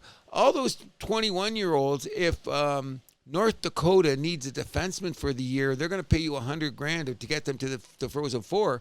They're going to pick those guys up. Sure. You know what I'm saying? So that's where I say something's got to bend somewhere, but I don't think the O, the Q, or the W will be. Some, yes, because this is this is a big fish in a big pond. The biggest. You got a whale. Yeah. You caught a whale. Now, what's he getting? $750,000 is going to get. I haven't seen the number, but I imagine it's something like that. I'd say Penn State's $2 got million. a lot of money. Oh, Penn State. They have their other issues, but Big Ten, come on. Oh, the money they got. You know what the thing about the Big Ten is that they mention it when you're talking about baseball, basketball, and all these sports. It's the freaking boosters that you got there. You know, you got some guy that graduated from Penn State in 1962, and he's now 83 years old, and he's got $88 million that he's already handed out to his family, and he's got an extra $15 million to play with. What do you think he's going to do with it? I think we know. Hey, Andrew, do you want to play on my ball team? Of course. It's interesting how it's going to go, though, don't you think? I don't think it'll. Yeah, but not this opportunity is not going to come around for everybody, though, right? Oh no. That's another thing you got to enter. You got to develop for a while. There's still a lot of kids that are going to have to go down the traditional avenues until you suddenly get your head of the gopher hole. Oh, I see that gopher kind of deal. You know what I mean? I don't think this is necessarily a bad thing, though. I think this is. I don't either. I think, especially for like athletic development, I think this is actually going to help. Oh, I think it'll be better quality players in the NHL when you just look at the Hobie Baker guys that are in the NHL now. Go down that list of the Hobie Baker winners that are not playing in the NHL. Yeah. You got elite. You got elite. Didn't Eichel win one? I think he was a nominee. I don't know if he won. Makar won. Okay, yeah. I can't Hudson? yeah. Okay, Stanley. No. Back to the treats. Back to the treats. Back to the distractions. Okay, no. Okay, Stanley, what do I do with the treats? Oh, Stanley. Hey, Stanley. Stanley Cup. Stanley Cup. In a weird way, I'll tell you the story where I think that he did get his name from that because of the trophies over there. Hey, Stanley, come here. Hey. Stanley, Papa wants you. Hey, come here. Go to Papa. This guy's going to nick my arm, man. And you know what he does to you? Full disclosure, if you come to my house, Stanley loves to put his mouth on your arm. He doesn't bite you. He's been biting me. I don't think he'll pierce your skin, but he does that. Yeah. It's a love thing. Don't feel like it. No. So moving on, two-time Stanley Cup champion Tyler Johnson retires after 13 seasons in the NHL between Tampa, Chicago, and Boston. 747 games, 193 goals, 433 points. It was a huge part of establishing the Tampa Bay identity with the triplets line with Kucherov and Palat. That's true, too. He won both cups with... yes, he did. He was a solid contributor. Wasn't the best guy in the team, but... No. Top six, wasn't he? Top six. Yeah, he was second-line center there for a long time. Yeah, no, good. Congratulations to your career. San Jose Sharks claim Nick Leddy off waivers. Why, they got to get up to the freaking ceiling? Well, I need guys. San Jose is quietly putting together like a decent team. I don't think they're going to be quite as bad as they were last year. Still a long way to go. Celebrating. And also, they acquired Ryan Reeves from the Toronto Maple Leafs for Henry Thurn. Did you hear Reeves' comments on the way out? No, I got to hear. You tell me his comments, and I'm going to give you my rebuttal. He felt betrayed. For what? He said he felt lied to because of... he's like, I'd play a great game, and then I'd be scratched for the next 7. I'm like, buddy, but the guy you're being scratched for... 10 times. First of all, the guy that you got scratched for, he could tie his skates. You couldn't. First of all, I'm going to give Trey Living the greatest freaking buy him a beer because he got something for this guy. Yeah, this Henry Thurn guy isn't anything to sneeze at either. And he's under 30, isn't he? Yeah, he is. Yeah, so like... Mid-20s. Yeah, and he's got a little grit to him, too. He's got a little bang to his body, okay? Ryan Reeves was done. I can't believe we got something for Reeves. I was stunned. I think that's the Toronto Maple Leafs play of the year. When I read that, I wanted to call you. Hey, you guys got you don't even got rid of the guy. You got something for him? This is like the Bargnani trade for the Raptors. Oh, like, my God. We got assets back for this guy? Yes, exactly. God bless you. That's a good move. Actually, when you think about it, Toronto's made about 5 or 6 character move. Like over the last couple of years? No, in the last month or so. All the guys, look at every type of player they brought in. Every guy's if you can score, you got sandpaper. If you can play on the fourth line, you got sandpaper. You play a little D. Every guy they bring in has got except for the guy from Vegas. I don't think the guy in the Marner deal. He's big. He uses his body. I think he's one of the guys, but the other guy, what's his name? The guy from Montreal. He'll freaking kill himself. The only one that doesn't fit that bill is the guy we got from Utah, but he's more of like a skill guy anyway. But that's okay because you still need skill in your lineup, Yeah. so it should be interesting anyway. Yeah, definitely. San Jose making another ad. They got Jeff Skinner a 1-year deal, $3 million, so another good winger. Jeff Skinner is like Lazarus. He always comes back from the dead, eh? I guess he's going to go back to not making the playoffs. Agreed. How many years has he been in the league now? Oh, boy. 16. 16 years. Because he came right out of the draft. Right out. 18 he was draft. playing. Yes, and he played right away. He was rookie of the year, too, wasn't he? Was he? Probably. I think he was. I think he scored 30 goals or something. Yes, his rookie years. Yeah. Great hockey player, but be able to... I love him. I love James Van Riemsdyk. I like Brett Burns. I love... play till they got to drag the jersey off your ass. Well, on Brent Burns, there's a bunch of stuff about him that's like, he was the last player to play in the tie. He was the last player that was in the league with like Marc Messier, like all this fucking crazy shit. He almost got grandfathered for the mask, didn't he? The visor? The visor. But he wears one. He wears one. Yeah. But he could have been. The Ryan O'Reilly doesn't wear one. Reeves doesn't wear one because they were grandfather. Yeah. Now you have to. Yeah. They're going to grandfather in the neck protector, too. That was actually part of the new CBA. Wow. Yeah, I like that. I like it, too. You know what? So everyone's got to wear one? If you're coming in the league, you got to wear one. And you know what? The way that it's designed, you don't even notice it's on your neck. Exactly. So why not save your ass? This is a win-win. Because it looks like I'll look cool. Yeah. You know what? You're cool, but so's frozen shit. Always remember that, you cool-ass people. So is frozen shit. Stop it. I think that's great. I didn't hear that part of it. That makes my day. Anything for safety? Because people forget this, okay? Can I just say this about hockey? Wayne Gretzky is the greatest ambassador of hockey ever. Okay. Did you hear what he said last week? I forget what show he was on. They asked him, Wayne, are you talking about the play of today compared to your day? And he said, stop it right now. He said, did you see how fast they're going? Do you see the skill of the game? He goes, hockey gave me everything in my life. You know what I'd like to change? I wish I could have those skates that when mine got wet, they were an extra 6 pounds. There's no skate on the planet that even exists like that. Oh, have you seen some of these composite sticks that these kids are using? And he goes, so the game's going faster, better, and stronger, and I'm going to come out like old man and bitch, stop it. I love the game, love everything about it. I hope every kid gets his money and the game gets better. Who said that? Wayne Gretzky. The great one. I loved it. I listened to it twice. I was so freaking cool. Oh, we got to bring him back. Got to bring him back. Got to wrangle him in. Where's our Stanley Wrangler? Oh yeah. Hey, that got cut from the budget. 11 RFAs filed for arbitration, notably Dostal, the goalie of Anaheim, Struble, your Montreal defenseman, Capo Caco, Gabe Velarde of Winnipeg, and Nick Robertson, who we mentioned off the top. By the way, you know how much I like Dostal. Yeah, I mean, I do too. Oh, I love the guy. So he's in arbitration, so nobody on the team, because he's under contract. That's why he's at arbitration, right? Well, he's a restricted free agent. Restricted free agent, that's what I mean. Do you think anybody is going to take a stab at him? Because I think it would have happened already. They would have already given the offer sheet. And right? I mean, Anaheim's got so much cap space where like they would have just matched it right away. So why are they treating a kid like this? Are they a freaking Mickey Mouse? Verbeek's a tough son of a bitch. I don't think he's a very good general manager anyway. I don't know how he got the job. He's a hard ass though. I mean, he's also just gotten started. So I mean, okay, no, that's right. He's got time to do it. But this is Dostal, man. He almost beat the Leafs a couple times. Remember those games? You're going, this guy's unbelievable. There's no defense on the ice. Like all the defense in the press box tonight. And this guy's just on. I would take him in a minute. And you know what? How much goaltending is leading? Do you think he'll be there for the trade deadline then? What are they going to sign him for? Well, it's our arbitration, so it's going to be a 1 or 2 year deal depending on what the player wants. So I would say 1 year and fuck you. Oh, I mean, he's sticking around in Anaheim. We don't know that unless the money. He's so. What is he, 24, 26? Why? We're going to freak out because he's going to arbitration? This happens all the time. No, I agree. My question is Anaheim to just saying, here, kid, here's the money.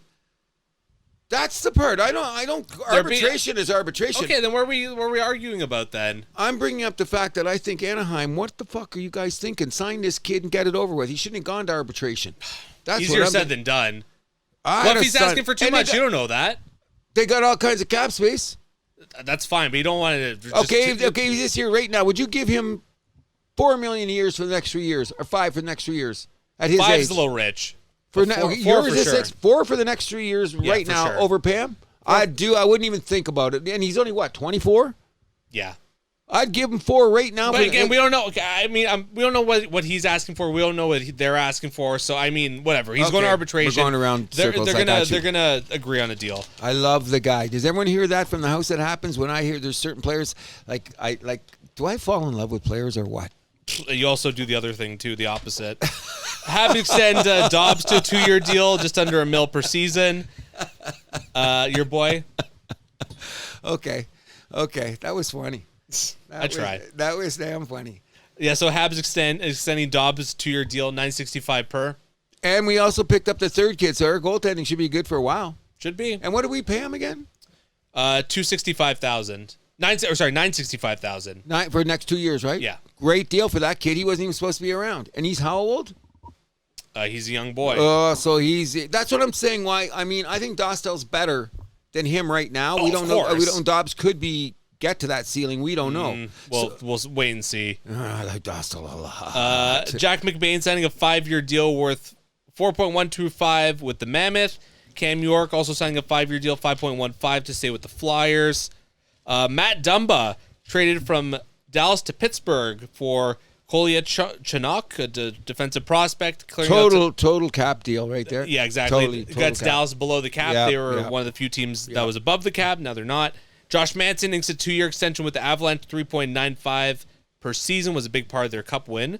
But I think he's pretty good. He's a good number 2 pair guy. Brent Burns, so we mentioned his 1-year deal with the Avalanche. So it's a $1 million base. He gets $3 million for playing 10 games. what?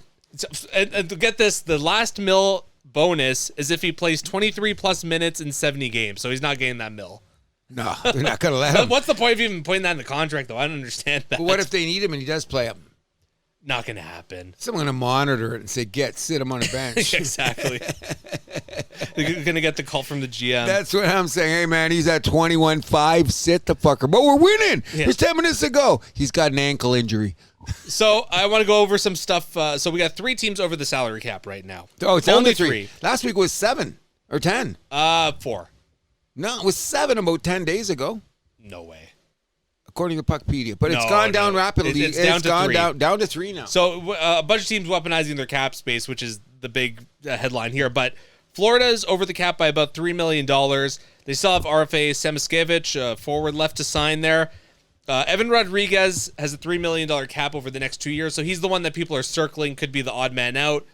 Still a little bit of a hole to fill on that second line, although there's a guy like Victor Olofsson who's out there as a free agent. I wonder if he could be the guy that they pick up. And then get him for $759, right? Or $750 to $1 million, right? Yeah, he'd be cheap. Yeah. It's too bad because that's a good player to lose at that money. But Rodriguez? they signed everybody else. Yeah. It's already there. But can I just sort of... And also creates a hole, too, where, like, Florida's, especially their top 9, they're very left-hand heavy. And, you'd be getting rid of a right-hand guy. Yeah, okay, but this is what's fascinated me about hockey in the last 4 years, and I hate to bring it up again, how much Toronto got fucked by this system. Oh my God. It's just so insane what you're seeing going on. And you know what really got to my attention? What's his name that signed for Edmonton? You want to talk overpaid what people are worth now? What's his name? They traded for him at the trade deadline last year. Oh, I'm having a brain fart. Got his name written down here somewhere. Where's the piece of paper? Rodriguez? No. What's his name? The guy that Edmonton just signed. Not Bouchard. No, the other winger guy. We had talked about when you put this into prospect, this guy wouldn't get close to that money 3 years ago. And what's he getting, 4.5 or something? And the guy's never scored more than, 20 goals in his fucking life? What's his name, Rodriguez or Richards? One of the wingers. Remember, Edmonton. On Edmonton. Remember who he was supposed to make a splash when they got him in the playoff and he's played okay? I don't know what you're talking about. Okay, let me get the Edmonton lineup. Go to the other lineup. So, like, Edmonton, it's like Draisaitl, McDavid, Hyman, Nugent Hopkins, Trent Frederick. Trent Frederick. He's a third-line center. Yeah. Oh, that Frederick. I got his name meant up. That's the guy. What did they say, Richards? Yeah. What are they paying that guy? $385. That could be a steal, though. He better start scoring 60 points a year, which he Not rarely as a third-line does. center. I don't think they're expecting that from him. When they came in, he was supposed to be a second line. He had potential to be the second line guy. Okay, he hasn't done much there. He's played okay, great. Maybe on when the power play. McDavid leaves Edmonton, he could be the second-line guy. You funny guy. But look at the money he's making. 3 years ago, my point is there was no way he'd get this contract. So Well, the cap's going up. So what I'm saying is, here's the way you got to look at it, and I'm going to give the Montreal Canadiens the first go at and believing in this is just because you got money, be wise how you can spend it. Okay, tomorrow I win $1 million tonight. I'm not going to go out and buy the Batmobile for $750,000 just because I got $1 million. You know what I mean? I might buy a Paul Reed Smith for about $5,000, but you know what I'm saying? I'm starting to look around the league. The difference is to the bottom teams like San Jose and Anaheim who got to get up to the ceiling, as opposed to all these people that are saying, okay, now that I'm going to stay inside the cap, let's pay this guy because he's going to get this for me. It's just this 4-year span from 21 to 25. In 10 years from now, they're going to still be talking about this period of time and what it's done to the NHL, especially with the money and now that the cap has gone up. If you were in between days, the reason I'm bringing up Montreal, look at all the guys that we signed in advance. Yeah. You know what I mean? We signed and then we had the opportunity, we could sign Dobson because we had the money. Cap's going up next year, and in 2 years from now, all our boys are still signed. So all of a sudden, if we want McDavid, we're going to have the money that we're going to start to sign McDavid. Not quite, but I don't think we're going to get that. You won't have that cap space because Montreal's next on the team, next on the list that's over the cap right now. But not by much. $5.5 million. So you can add another 4.5 or 4.1 because you can go over the cap by 10% in the off season. But I think you will take on some space in season. And you can go over by 5.1 then because Carey Price's LTIR, obviously $10.5 million against the cap. This is the last year of that deal, though. I wonder if, now that you mentioned it, if a guy like Carey Price's contract was brought up when they were talking about the LTR and shit like that. No. What about how did it benefit Montreal? Nothing, because exactly. We didn't do nothing. But what if we were a Tampa or a Toronto? Yeah, but it didn't matter because Carey Price wouldn't have came back. So that means we could just do it, right? Yeah, exactly. Okay. That's going to validate what you were talking about in making it work. Got you. Yeah. And the last team is Vegas. They're over the cap by 7.6. They can add about another 1.2 to go over. Because of Petrangelo's 8.8 contract going on LTIR. He's got 2 years left on that. Interesting. I think Vegas is going to pull a couple of more moves and grab another player because they need a only 1.2 in cap space, though, once that is on LTIR. Oh, once Petrangelo's goes. They still got 1.2? So I heard that they might be dumping a guy to try to get in a mid-level defenseman. Because if you look at, are they going to dump though? I don't know, but they've already been dumping guys. How many more guys can they dump? But you look at their and still have a competitive lineup. What's that? How many more guys can they dump and still have a competitive lineup? That's my point. Because look, they're going to start thinning out their D. If they're not careful, that's what I'm saying. I still think they're going to try to do some. I get you still have Hanifin and Shea Theodore back there and whatever, but I think they're going to do some shell game shit or get a young guy because they can't. Do you think they could run? Look at their D. They're top 4 after that. Do they really have a top 4? I don't know about after Vegas this year, to be honest. I think Vegas is going to be. I think that George McPhee guy's a freaking genius. Yeah, but their goaltending's an issue. That they're losing Pietrangelo now. Hill's okay. He's okay. He was not that good. I think it was a big reason why they lost that playoff series to Edmonton as well. Let in a couple of freaking beach balls in tight games. You know that traditional, when do you let up the goal? Yeah. Yeah. He was on that side of that stat. He wasn't on the Grant Fuhr side. No. Okay, you know what I mean? So 14 teams with 10 or more million cap space, which is insane. Anaheim is still 3.5 below the floor. That's what I'm talking. And they can't. That's my. Once the Dostal contract happens, I think they'll be in good shape. That'll bring them to the ceiling, to the floor. To the floor. Yeah. So they signed Dostal to the floor. Listen, Mickey Mouse motherfuckers in Anaheim. If you don't want him, we'll take him. Toronto, why don't you make a deal? We already got goalies. We're good. We got 2. Kid. Love that. You know I fall in love with players. You also hate guys. More teams than ever weaponizing their cap space. Only 8 teams are within 1 mil of the cap, which is insane. Usually it's like half the league is within 8 mil. Tampa, and then Tampa's 1.1 off and Boston's 2.1 off, so not that far. Islanders, Colorado, Washington, Ottawa, Toronto, Philly, LA, New Jersey, all in the 4 to 7 million cap space, which is huge. Mega. Yeah. From 2021 to now? That's fucking gargantuan. And when you accrue cap space in the season, right? So only growth for those teams. That's what I'm saying. Is Colorado, are they the team that has the best example of figuring out where you went from that tight cap to the open cap? Because what they're saying about Colorado is they're close enough to win the Stanley Cup. Okay? So they also traded arguably their 3rd best player. Okay, because they said we'll have other options because we can't keep nobody. And everybody knows Vegas has been doing it forever. Well, you're also saying that was agent shit, but I think it's agent shit too. But Vegas has been doing it all the time. If it's not working out, you shuffle the guy out the back door. What I'm saying about Colorado and a few teams, and including the Habs, if we get under and dump a guy, is this. When you get to that point in the season where you look like you can make a run for it and you go after a playoff for a player, you don't have to worry about the cap thing if you keep that space open for that period of time. Colorado is now targeted. They're saying by the beginning of the season, if a couple of prospects get signed, that they're going to be in a position where they're going to all of a sudden not worrying about LTR or anything. They came up, I think they came up and Minnesota came up. They're potential teams that when the trade deadline comes up, they're going to have $6 million in cap. You know, you can get a player for $6 million in cap. Oh, sure. That's what I'm saying. This is what's interesting. I never heard about teams doing since we've been doing this show. Well, that's because the cap has been shooting up so much. Now teams have options.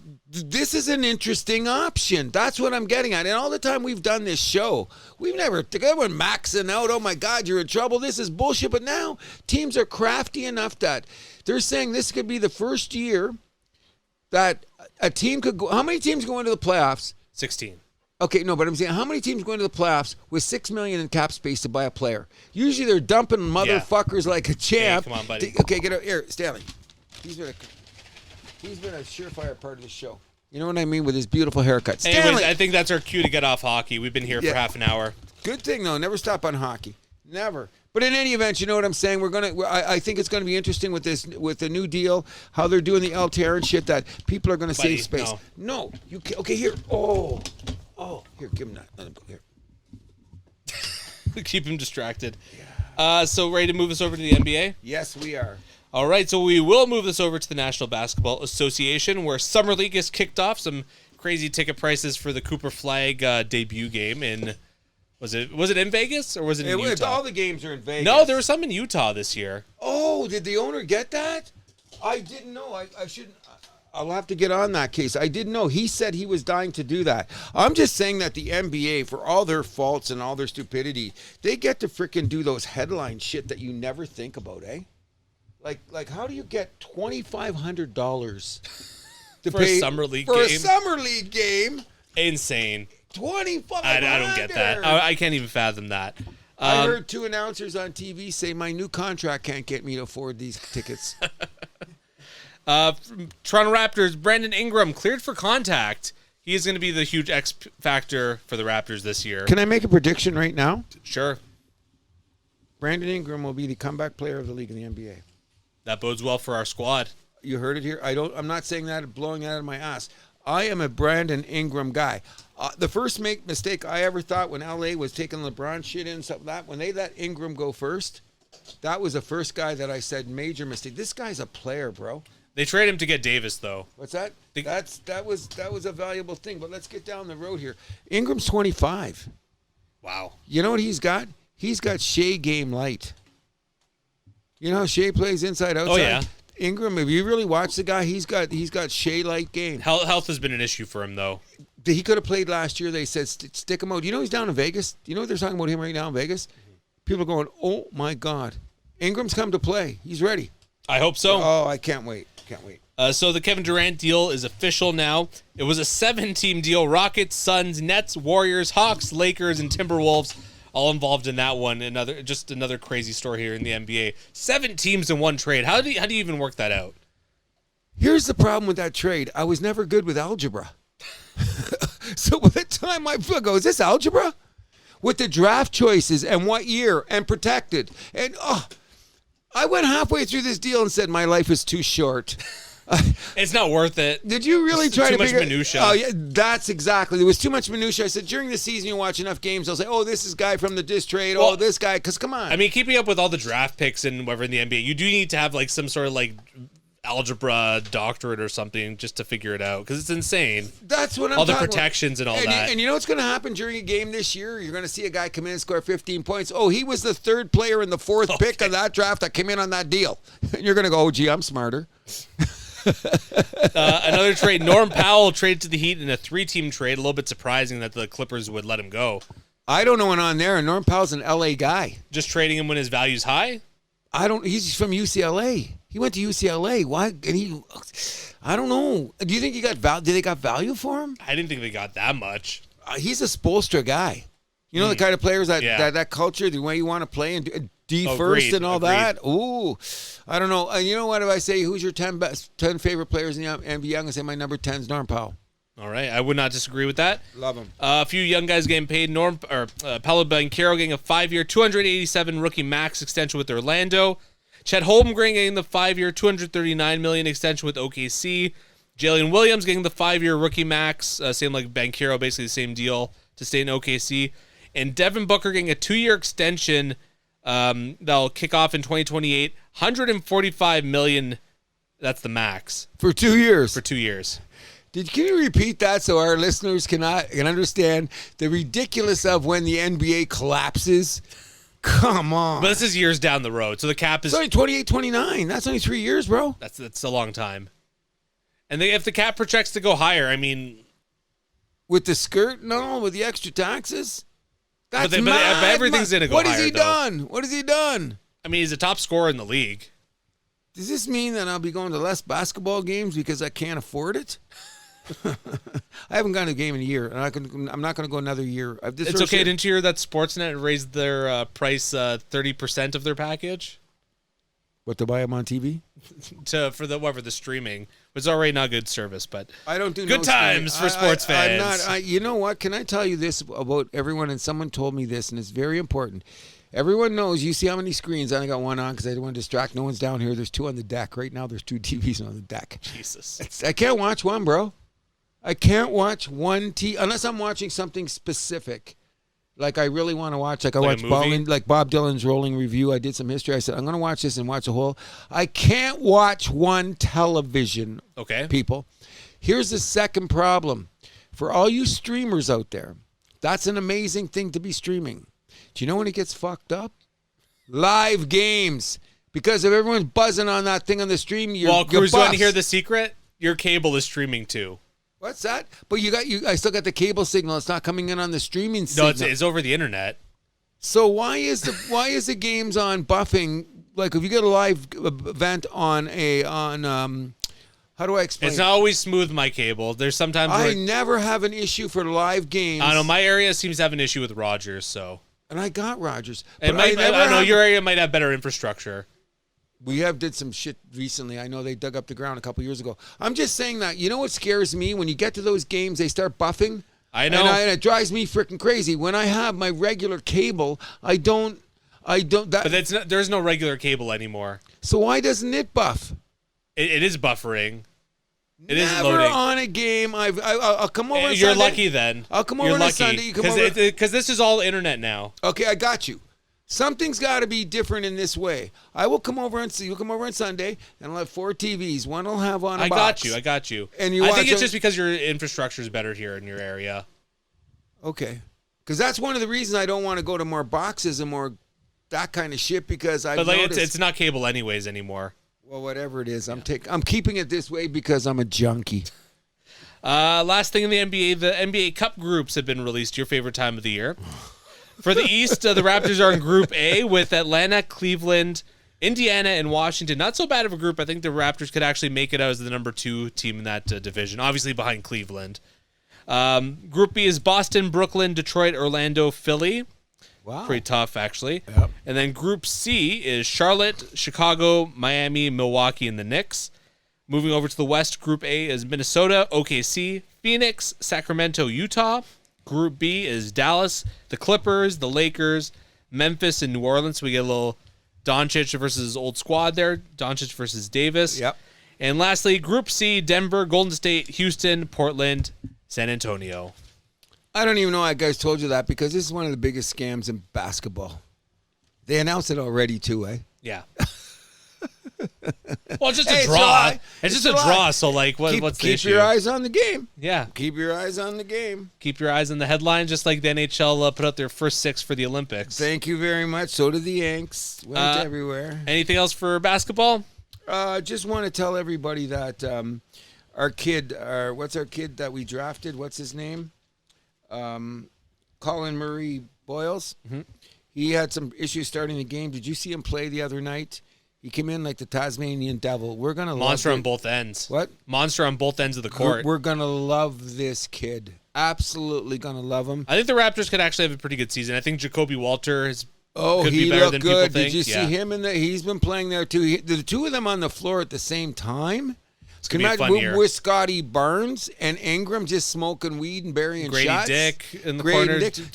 Dick. Don't get away from my Graydon Dick guy. He's going to be a good scorer this year. I think the Raptors are going to be one of the. What do you mean? I was trying to Good. I mean, around the compliment him. league, because I've seen people say, well, if this guy doesn't work, we'll get rid of Graydon Dick. Shut up. Thank you. At the house that happens, if you do that, we're upset. I bought that razor. It works.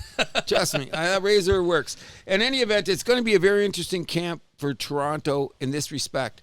That Jonathan Mogobo guy who was trying to make a notice, you watch the Raptors in Summer League, he jumps out of the frickin' screen. I forgot about this dude, bro. And then this Lawson kid from Mississauga, where is he coming from? Going to make an interesting Mississauga, camp. apparently. Well, like I'm saying, it's going to make for a very interesting camp. Can't wait. Stanley, come on, buddy. No. Don't bite there. Don't bite there. Please. Get over here. So we'll move this over. Does my dog do that because he's still got balls? Hey, Stanley.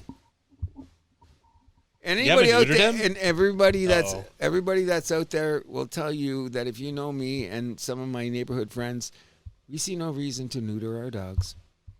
Okay, no girl dogs out there. My dog doesn't bark at any dogs, but I found out there's 2 girls when he sees. I just found out one was a girl last week. Yeah.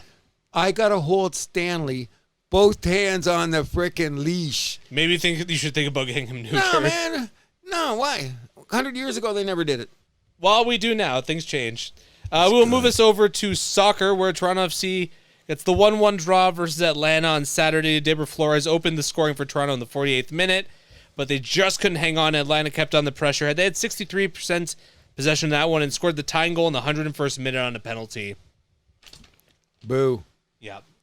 Bad timing there. Messi scored 2 in the first half of Miami's 2-1 win over New England to become the first player in MLS history to score multiple goals in 4 straight games. I don't care what league are you in and what time. That's a cool accomplishment. You know that in any league in the world. Oh, yeah. If you did something like that, come on.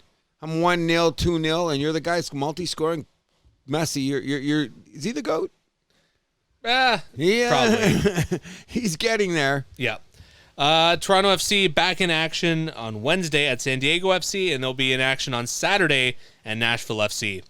Moving it over to the CONCACAF Gold Cup final, Mexico defeated the USA 2-1 in Houston. USA opened up the scoring quickly in the 4th minute, but Mexico just dominated the play in just about every stat and scored in the 27th, and then the winner came in the 77th minute. Edson Alvarez with the winner.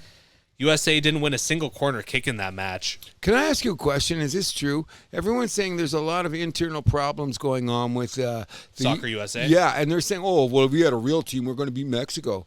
I think that's bullshit. You know what I mean?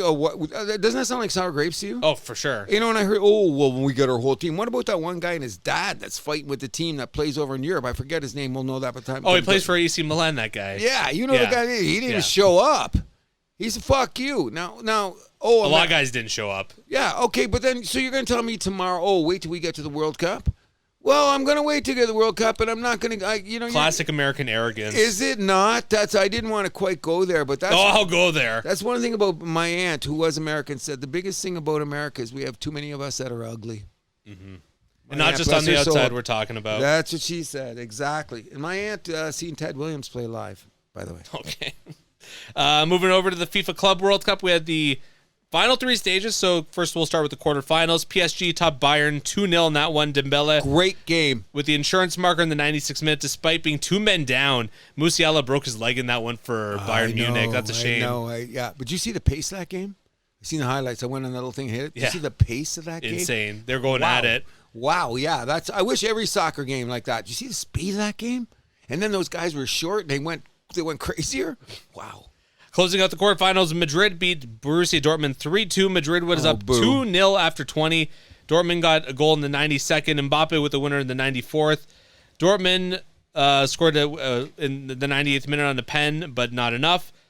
Moving over now, the final 4, all the final 4 games, the semis and the final, all in East Rutherford, New Jersey, at what's the name of the stadium where the Giants play? Not the Meadowlands. I was going to say... It used to be called the Meadowlands, but it's not anymore. I forget. Whatever is it? Whatever corporate entity. Exactly. The last Brazilian squad, Fluminense, fell to Chelsea 2-0, while Pedro with the brace in that one against his former childhood squad. And the Blues won on the stat sheet as well. But isn't that huge for that squad? Didn't that put them on the world map? Oh, for sure. Final 4. Yeah. Yeah, huge. PSG smashed Real Madrid 4-0. That got me. That was what happened there. That game was just pure domination. Fabian Ruiz with the brace and scoring the opener. Another in the 24th minute. Dembele scored the second goal in the 9th minute. And then Goncalo Ramos with the cherry on top in the 87th minute.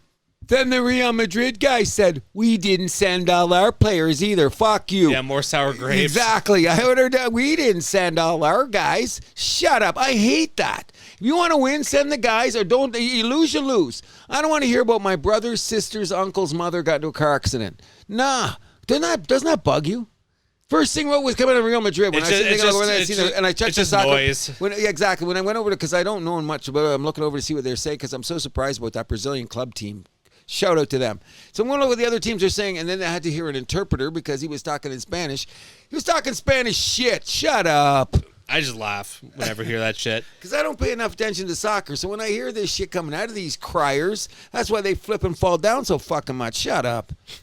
And the final was on Sunday. Chelsea got the best of the Champions League winners. PSG winning 3-0 to win their second FIFA Club World Cup. Cole Palmer scored the opener in the 22nd minute, then added another in the 30th minute to quickly put up his team by 2, while Pedro, who was the hero in the semis, added another in the 43rd minute. PSG owned 70% of the ball and outshot Chelsea on goal, but just couldn't convert. Cole Palmer winning player of the tournament, but things got a little heated after the final whistle as Donnarumma and Luis Enrique confronted some Chelsea players. I guess more sour grapes. Yeah, 100% there. I understand like the competitive level of this and everything, but you lose. Keep your head up. Yeah, exactly. Don't be Sabalenka.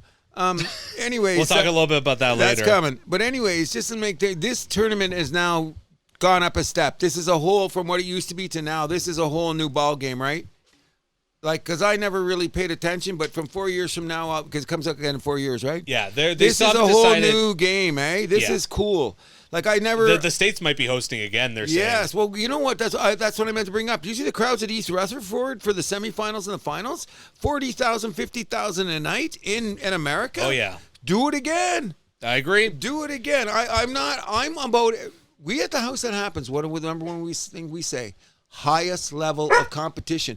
They created a great level of competition in this because before it was that invitational shit. I don't understand. Well, before it was like basically one team from each conference. Yeah, whatever. Now they open it up. Yeah. No, great idea. Good for you guys. The greatest thing about this is the exposure to those Brazilian club teams that just were mad. Yes. Other notes in soccer: Mbappe drops his harassment claim versus PSG. No surprise, he didn't really have any grounds. Was there under the table money Stanley, here? Come on, man. Okay, here. You not take him out for a walk today? Oh yeah, but we didn't get to walk in time. We took a long walk. As soon as you're gone, I got a text with Mike. Well, it's approaching 9. So I'm saying, not quite, is it? 8:30. 8:30. Yeah, we'll be done in a few minutes. He'll get out. So Luka Modric joining AC Milan. Yeah, actually got officially introduced today. Immobile back in Serie A. He is going to Bologna. Teo Hernandez leaves Serie A to go to Saudi Arabia and Al Hilal. Wow. Taking the money there. Premier League, and then basically for soccer, we're basically done. But Premier League, La Liga, and Liga all kick off Friday, August 15th. Bundesliga is back the next Friday, and then Serie A is back the day after that. And then Champions League starts September 16th. Already, time flies into the future. Do you know what's really amazing, though? Because all the sports we talk about a lot. You talked about all these guys signing. We didn't say what they got signed for. A lot. Marner got a ghetto contract compared to some of these guys, just to put it into perspective. Well, NHL's ghetto contracts compared to a lot of these leagues. That's what I'm saying. Like, think about what that guy that went to Saudi Arabia got. Anything else for soccer? Nah, but that's a good report. Thanks. All right, we'll move this over to Wimbledon, where we had some great matchups. Sinner, Shelton, and Caboli all hadn't dropped a set through 3 matches, which I thought was interesting. That's because they're Italian. You're come on. That's okay. Well, Shelton too, the American. But in the quarterfinals, Sinner lost the first 2 sets against Dimitrov. The first 2 sets he dropped all tournament, but avoids disaster as Dimitrov retires because of an elbow injury, and that one in the 3rd set. I watched that in real time. I've seen baseball players get hurt. I've seen basketball guys twist ankles. This was the weirdest injury because I rewound it in real time. He took a swing and shit fell apart. Like, it was sad. Like, you seen him go up. You know what? When he went to pick up his racket, he couldn't get his racket up to his frickin'. You know, and he went down. He went down as a contortionist. I felt bad for him, but then again, Sinner just said whatever. Hey, big shout out to Italian soccer this year, though. Absolutely. Big shout out to Italian soccer. Continue. That was in the fourth round, rather. In the quarterfinals, Alcaraz defeated Norrie in straight sets. Fritz topped Kachanov in 4 sets, and Sinner beats Shelton in straight sets. In the semifinals... Wait. Can we have a big shout out to this Norrie guy? Yes. He's an English kid. Not an English kid now. He's old. He's played doubles. He's been trying his hardest. What happened in this tournament, which we talked about earlier, is all the guys that lost, that big seeds that lost early on both sides, it was these old English guys like Norrie who had the guile to win. Now, what did he get, the semifinals? He made some quarters. This guy wasn't even registered on the tournament to start, but that's to have that guile. He beat a couple players on the way here. So congratulations to him. In the semifinal, oops, what happened? Alcaraz topped Fritz in 4 sets. Sinner disposed of Djokovic in straight sets, setting up an Alcaraz-Sinner final, which Sinner won in 4 sets to win his first Wimbledon singles title for the first of his career and his 4th Grand Slam title of his entire career. It's great that... and now he's got the career Surface Slam. Does he? Oh, no, sorry, he doesn't. He's on his way. I'm skipping ahead a You're little bit. You're Italian. Stop it. Any event, French. here's 2 things about the men's side, and I can apply this to the winner's side because we're getting along and we're trying to get this over with. The crazy thing about the rounds early, when you get those early exits and you get all these battles like Norrie against whoever, and then they end up losing late, you get great matches early in the tournament, but sometimes what ends up happening is that you get that match like when Norrie played freaking Sinner.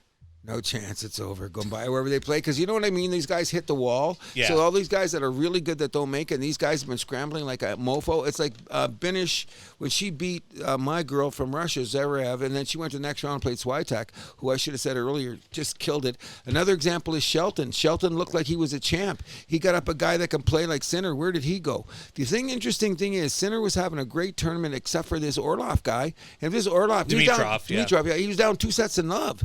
That's a very, very weird thing that happened. But let's just say this, and we've been talking about it. All these guys that thought they had a chance at getting a tournament win, like, the guys along the way, Fritz, he's not ready for prime time. He's trying. Shelton wasn't good enough. Like, Sinner just blew him off the court. For all you guys that thought you had a real chance of doing something in the majors in the next couple years, you better go home and find some rockets. You better find new weapons or something, because Sinner and Alcaraz are I watched 90% of Wimbledon. These guys are, except for that one game, that one thing when he went down and Buddy got injured, those 2 guys are at the top. I don't think Djokovic can win another tournament. Too bad. I'd like to see him get a nice 25, but like he had no competition when he got up there. He didn't even have a chance. Now, was it because he split his thing in that one before? Did you see where he did that split? Yeah. When he got hurt at the end? Was he suffering from that? We don't know. Maybe. Joker may be the GOAT. If he wins another major and he goes to 25, he should retire immediately. But why? That money's so big. I know. The money's so big. If you could still get, if you make it just to the quarterfinals of all these tournaments, come on. So Sinner's the obvious favorite for the U.S. Open. Oh, 100% because of the tournament. But it's going to make Alcaraz go by. Now, just remember this. Well, this is Sinner's surface too. Exactly. So the deal is this: don't always look at and I'll explain this when we get to the women's side. Sometimes you look at the score and Sinner won in 4 sets. Well, Alcaraz beat him in 5 sets at the French. Wasn't that a greater match? Yes, on the level of drama. But if you didn't think this was a great final, then you were watching it. It was a great final. It was a great. These guys went at it. It was like a game here, three rallies here that Alcaraz could have won because it was 6-4, 6-4, 7-5, whatever. It was a great final. I think they were all 6-4. Yeah, it was a great final. And like the level of shot making and stuff like that. I'm glad that these guys are both under 25. Yeah, we're going to see a lot of them play each other. We're going to see some great shit. So it's going on. Now, on the women's side, every year we have a competition. Well, hold on. Let's build up to it. Okay. So Sabalenka, Siegmund, Andreeva, and Samsonova all hadn't dropped a set through 4 matches of this tournament. Sabalenka dropped her first set in the opener of the quarterfinal, but stormed back to beat Siegmund. Unseeded Bencic upset Andreeva in straight sets that both went to tiebreaker, so a little bit of a bad break there for Andreeva.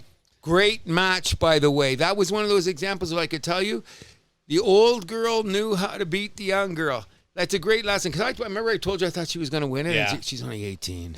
Cutest nose in the freaking tournament. But she got beat on guile, not on skill. Yeah. You know what I mean?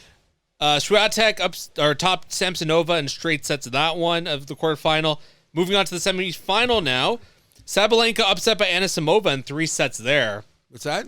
Sabalenka was upset by Anisimova in 3 sets. Okay, well, we're going to talk about bitch of the year in a second. Okay. Continue. And Swiatek won over Bencic in straight sets, setting up a final between Anisimova and Swiatek, the first major final for Anisimova, and that was Swiatek's first Wimbledon final. If you said 2 shows ago, when all those people went down the first round, Paluga, Paolini, Goff, Pagula, and all them went out down the first time, what was my thing? And I listened to the show, I said, Swiatek could come through the back door. Did you see her in the last 3 matches? She was blowing people off. I was hoping she'd blow Sabalenka off the course. She might have had a chance. Oh, my God. Do you see Swiatek? She took that Bencic who tricked the Russian girl into beating her. Very crafty playing. And I said, I wonder if she's going to do. Swiatek come out and said, you got here? Go. Now, the question is this. If she had been a top 3 or 4 seed, would she have been crushed? She was number 8 seed. I don't understand that because she's not ranked number 4 in the world. How'd they give her the 8th seed? Because she said she's a clay court girl. Wimbledon's the worst rankings ever, eh? Yeah. I mean, the men's was pretty straight. Straight. No. Swiatek, Yeah, it didn't make any sense to me. No, the reason being because she's not a grass girl. Oh, what has she done in the last 2 years? Oh, she's lost. Well, Wimbledon, she has struggled there in the past. Yeah, she has. So Wimbledon makes their own. They're one of the ones that make their own more than any tournament I've ever seen in my life. They base it on what they believe more than the French, the Australian, and the other one. Oh, agreed with that. You know what I mean? But we talked about the grass and the balls last week. Exactly, and all of that. Swiatek was brilliant, my friends. Yeah, she destroyed Anisimova 6-0, 6-0 to win her first Wimbledon. Now has the career Surface Slam and her 6th Grand Slam of her career. What, she's won every surface now? Yeah, she has a U.S. Open and 4 Frenches. And a Wimbledon. Yes. But she doesn't have an Australian. No. So she's looking forward to... That's what she needs now. Her game, but she's won Wimbledon, and so like that puts her among the all-time greats. And you know what to remember when you're doing this? When you look at the crowd, like, does anyone remember Martina Hingis? Oh, she only won 5 majors. Oh, they had Lloyd Hewlett there. Oh, they only won 3 majors. Here's a hard thing in tennis. Unless you're like a freaking completely freak, Monica Seles had the most career wins as a woman at that point in her life. Nobody even talks about these people because you know how hard it is in tennis to be that fucking great? Bro, shout out to Swiatek. I think she's going to come in and she's going to go out in the U.S. Open. And she's only 24. Oh, yeah, and she's only 24. Now, here's what I keep noticing, okay? They always say about the surface, and do these kids play too much tennis and are they burnt out and that's why they lose early? I'm glad that John McEnroe and Chris Evert are up there doing commentary because what are they saying? Either you play or you don't. If you got the curse that day or you had a fight with your girlfriend the day before, you bring it to the court and guess what? You're going to lose. You better have the mental toughness to do it, which gets to my final point about tennis. Sabalenka is the best number 1 female player in the world. This girl, after the Coco Gauff thing and she tried to brighten it up, what she did not match after she said some arguably racist shit about Coco Gauff. And then the next one, did you see her yelling at Asimov coming off the court? I watched the game live. It was insane. She is right now my number 1 contender for bitch of the year. Burn on. I want to like her because of her game, but like off the court, man. Her game is great, but as soon as it takes a left turn, she's Russian. Has that got something to do with it? Belarusian. She is a complete. She she's a head case. Head case. And you know what she is? This is why Sinner is great now. Sinner was always the front runner. He lost the first set yesterday. Did he win? Yeah. Don't call Sabalenka is the number 1 front runner. She don't get there, things go off the rails. She's fucked. This woman's performance in the French and now in Wimbledon, I gave her a bit of a doubt before. You cannot act like this. No. Sorry. Coco Gauff. She's having a weird year, too, because we thought she'd dominate the Australian Open. She wasn't able to win, even though we know she's a hard surface gal. She's a bitch. You know what the difference is? When I got mad at Coco Gauff last year for her little indiscretions, when she lost in the first round this year and she went to the microphone, I said, she's got better advice. She's got a better future. I like this. Who's advising Sabalenka? No one's smart. And not only that, she is the biggest bitch. You see the size of her? She's the biggest bitch. I cannot believe she did everything except congratulate losing to Asimov. Like, couldn't even say you had a good match because remember she didn't even make the qualifying last year because she had her mental health case, whatever these people do. But now she got to the finals this year after not even qualifying last year. I hope this happened to Andreescu, the Canadian. Maybe she can have one of these comebacks. But in any event, it was a good tournament. My only thing, as I say, is every once in a while when you get those crazy matches where people lose in the first and second round, and some of those matches were insane. When you get to later on and the really good guy does meet that guy that's not so good, you get Benzic against Swiatek. You get Shelton against Sinner. You know, those guys are good. Fritz against Alcaraz. They're all good, but great tournament. Can't wait to the U.S. Open. Absolutely. That's going to be right around the corner. In August, we'll keep our eye out for that. But for now, we'll move this over to the CFL, where it's actually an off week. Or it was an off week for our Toronto Argos. But last week, what stole headlines was the BC-Montreal fight after BC's walk-off field goal. Punches thrown in that one. Okay, I hate to say this, and I hate to bring up anything about anything except for someone said something personal. It was a little bit of a weird ending of that game. It was a weird ending. I don't like it was. The refs could have had better control of it, I thought. Yeah, and I mean, BC, it looked like did they get that ball down in time? Did they spike it down in time? That's the big question, Okay, so I'm looking at, they had the clock. Remember, they did all the angles, and you can say, I don't know, but I don't know. Yeah. But you know how things escalate this in sports? Especially, and I don't mean to bring it up because there's guys from Arkansas and Oklahoma playing in these games.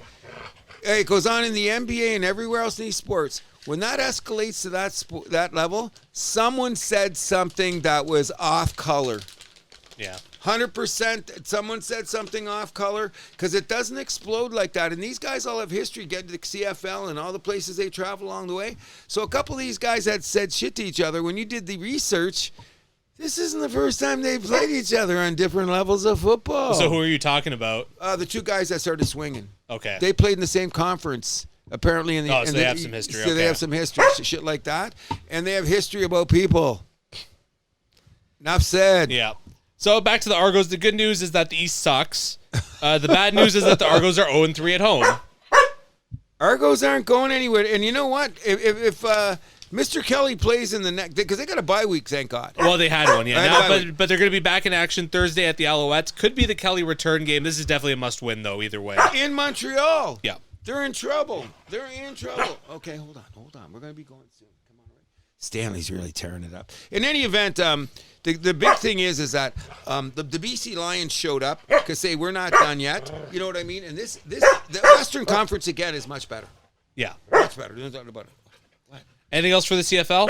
No, because Stanley's not impressed. Okay. We're looking for an Argo win next week. Come on, we need it. Come on. Moving over to the WNBA, where the All-Star reserves got announced. Paige Beckers, Sabrina Ionescu, Asia Wilson, Leah Boston, Kelsey Plum, Angel Reese, among others, are headlining. Angel Reese also became the first player to record 15-plus rebounds in 5 consecutive WNBA games. Is it time that people start respecting her greatness? I say yes. Well, we've had some criticism of Angel along the way, but that has off the court. So I'm going to ignore that, and let's just go to the reason why we watch players. We watch to see them perform. Angel Reese is she's a player. I'm going to completely separate all the stupidity, all the off-court shit, all the social media nonsense, and just look at her as a sheer player. She's a defensive force also with those numbers. I think she was playing on a better team, but she deserves her flowers. She's played great. Forget about all the other shit. She's just played great basketball. I'll take you one step further. I'm going to say that she's your league's Dennis Rodman. Oh, why not? Think about it. Defending and rebound machine. Personality that rubs some people the wrong way. Questionable fashion decisions at times. Yes. That's a good thing, but you know what? But here's the thing. Dennis Rodman was a great player. Oh, last time I checked, he's in the Hall of Fame. Thank you very much. So if you're comparing her to a Hall of Famer, why not? Why not? Okay, you're going to carry this for a second because Stanley's out of control. Come on. All right, we also got to talk about the comments that Christine Brennan made from USA Today about the commissioner.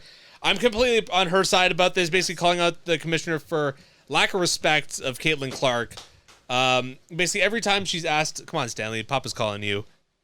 Are you trying to get Stanley? He doesn't want to leave.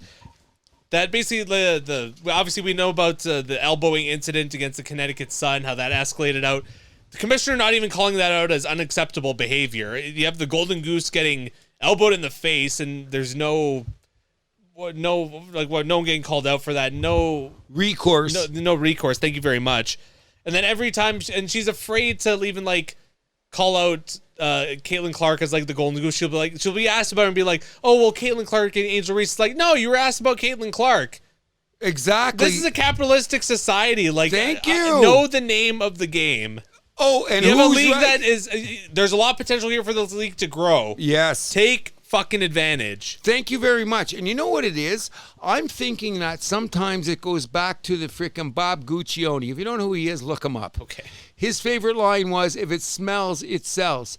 So what do? They broadcast all this dirty, stupid nonsense incessantly on the sport highlight reels, and they say, will this get more eyeballs to the table? Is that the way to improve your game, letting your Golden Goose get beat up? This is insane. It's the most ridiculous. And after we just talked about Angel Reese taking her curve, let's go back and talk about the actual talent and greatness of this league right now. Stop it. Like, you can't let her take shots.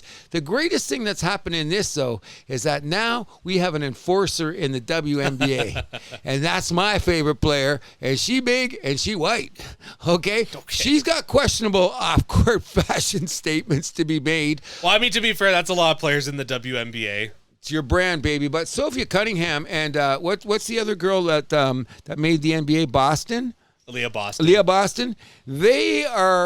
They've developed a team. Like, Indiana's only 11-12. Caitlin's missed half the games, whatever the case may be. But still in the playoffs. So they're going to be a threat to be dealing with. But the bottom line is, let's just go for the purity of the game, because they've let too much bullshit get involved on the court that takes away from, like, what if she got in the eye and she misses the rest of the season? What are you going to say then? Oh, by the way, did they forget? They haven't had an 18,000-seat arena filled unless Caitlin Clark is involved. Mm-hmm. They've had one besides her. They've had 5. Caitlin's involved in 4. Commissioner, get your shit together. Please. Yesterday. Like, do it yesterday. Exactly. By the way, the quality of the games is great, and I just want to say something really quick because we're running late on this. I came across a thing where they said, like, the top 25 players in the WNBA right now. I think whoever did this made an absolutely stunning, excellent list in this way. They are watching the game. Who publishes, like ESPN? Or New York Times or whoever it was. New York or sports. You know that sports paper, and there's this total sports paper in the States? It used to be really popular years ago, but not so much anymore because I used to buy it on work once a week. It came out twice a week. Anyway, they came up with this.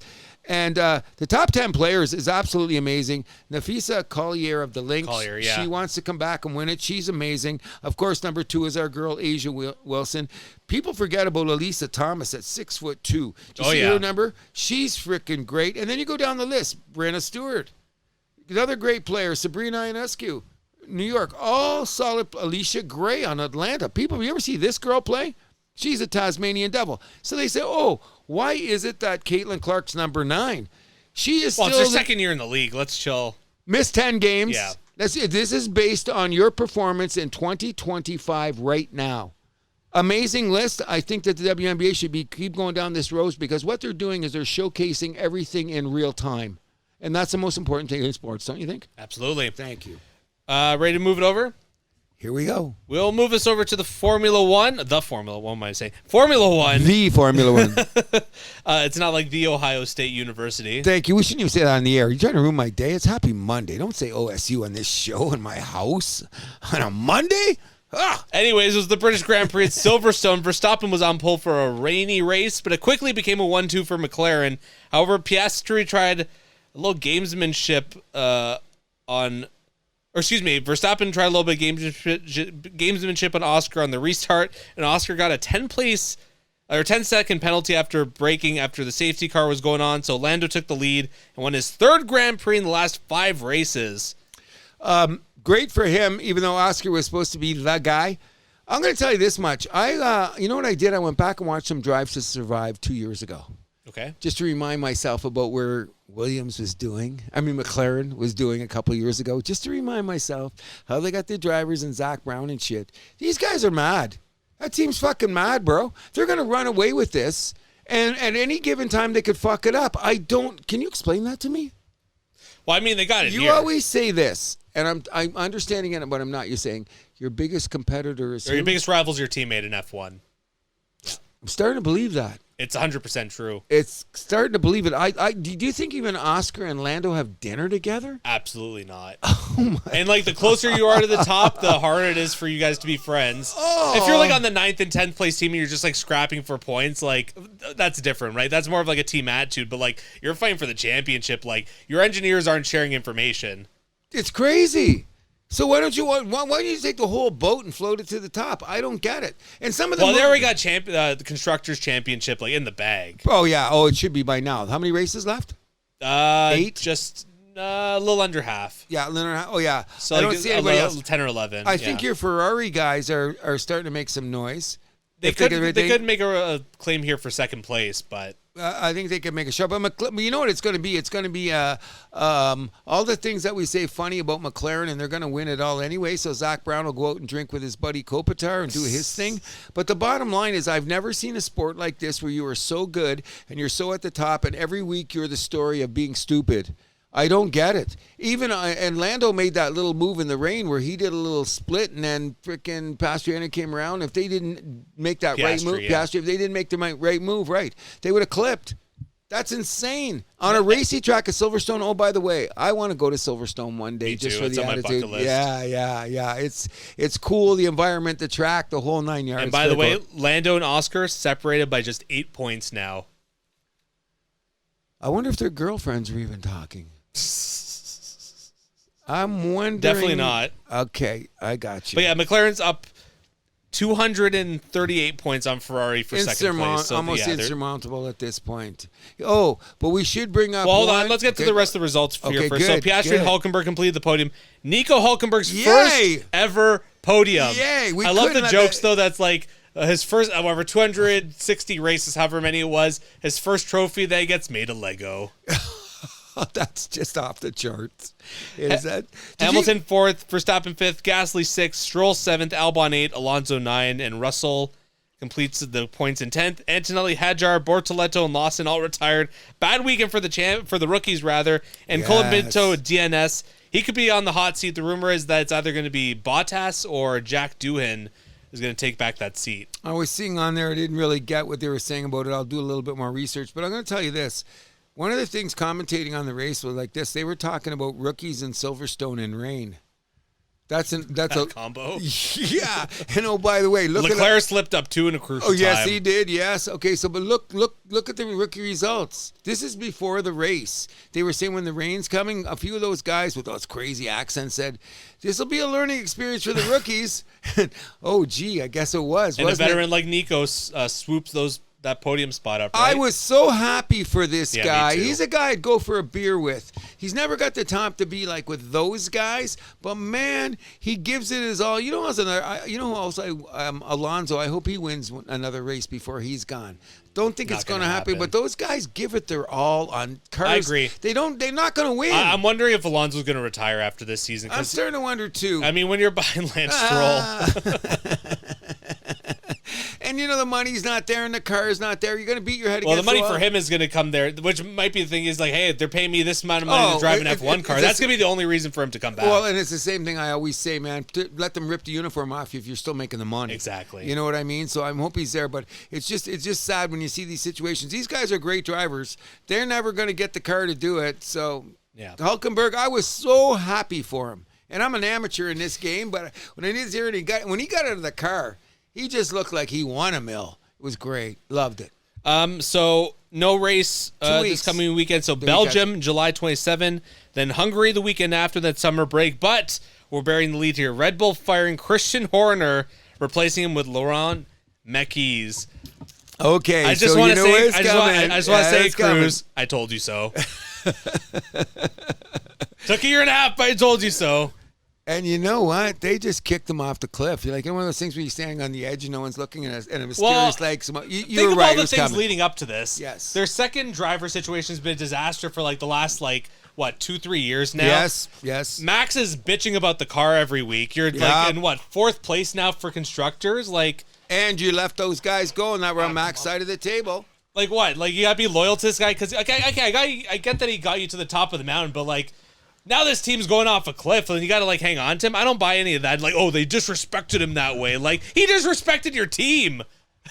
What have you done for me lately? Thank you. That's the way that things work in sports. So all these people, like, it's a lot of like nonsense online. People like, oh, they shouldn't have done it now. Should have done it this way. Fuck you. I want to win. Okay, but he's not going to do it for the rest of the year. Do you only think they could have let him play it out after his 20-year run? He's had the greatest 20-year run of a guy ever. Well, if things were literally falling apart. So I think one more week, Max would have been like, fuck you, I'm going to Mercedes now. Do you think Max is the deal breaker? 100%. I think so, too. Ah, come on, And Stanley. I said, like, okay, let me get him out of here. Come here. He's ripping my hand apart here. Because, he likes to hold on to you with his mouth. That's the problem. Come here. He's got the strong grip. Oh, he's just strong, period. We're almost done, buddy. Isn't this just insane when you got to, like, deal with your show concerning your dog? Anything else for Formula One? No, but I'm looking forward to this Belgian race because that's a weird track. My favorite in Formula One. Is it really? Spa? Oh, how old is it? That's one of that Monza Silverstone. They're like one of the like Monaco. Monaco, yeah, that's why I'm saying this is the ones that I'm getting used to because Monaco and Spa, if they were built now, they would not be allowed in F1 because they're kidding. Spa would be too long and then Monaco would be too short. That track. That's what I'm saying. Like I'm like this is the beauty of F1. Everybody, when you went, that track's what 70 years old or 60 years old or whatever it is. Yeah. Over 70 for sure. They're racing on the track that they raced on 70 years ago. That appeals, more or less, yeah. Though there's some modifications. I agree. Sure. There's some widenings. I got that. But basically, this is the same track from 70 years ago. And what are the cars have done? I love this. That means qualifying is a gas. And the race itself is going to be insane too. You got it.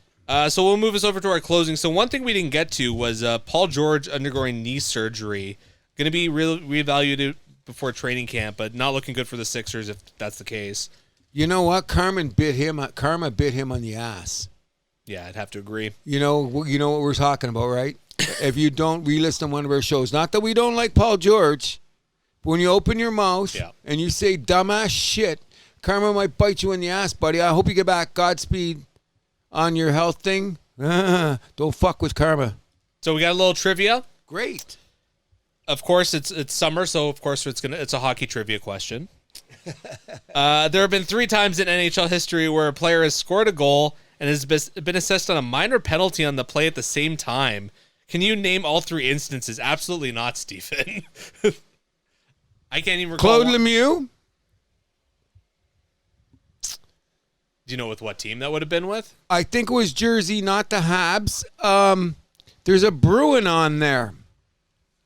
The old days. Because I think it was against Montreal. It's definitely not recent. The fucking guy scored and turned around and two-handed him. So you scored a goal. I'll say a Bruin. Who else I say? Claude Lemieux, a Bruin. And I'll say Peter Forsberg. Okay.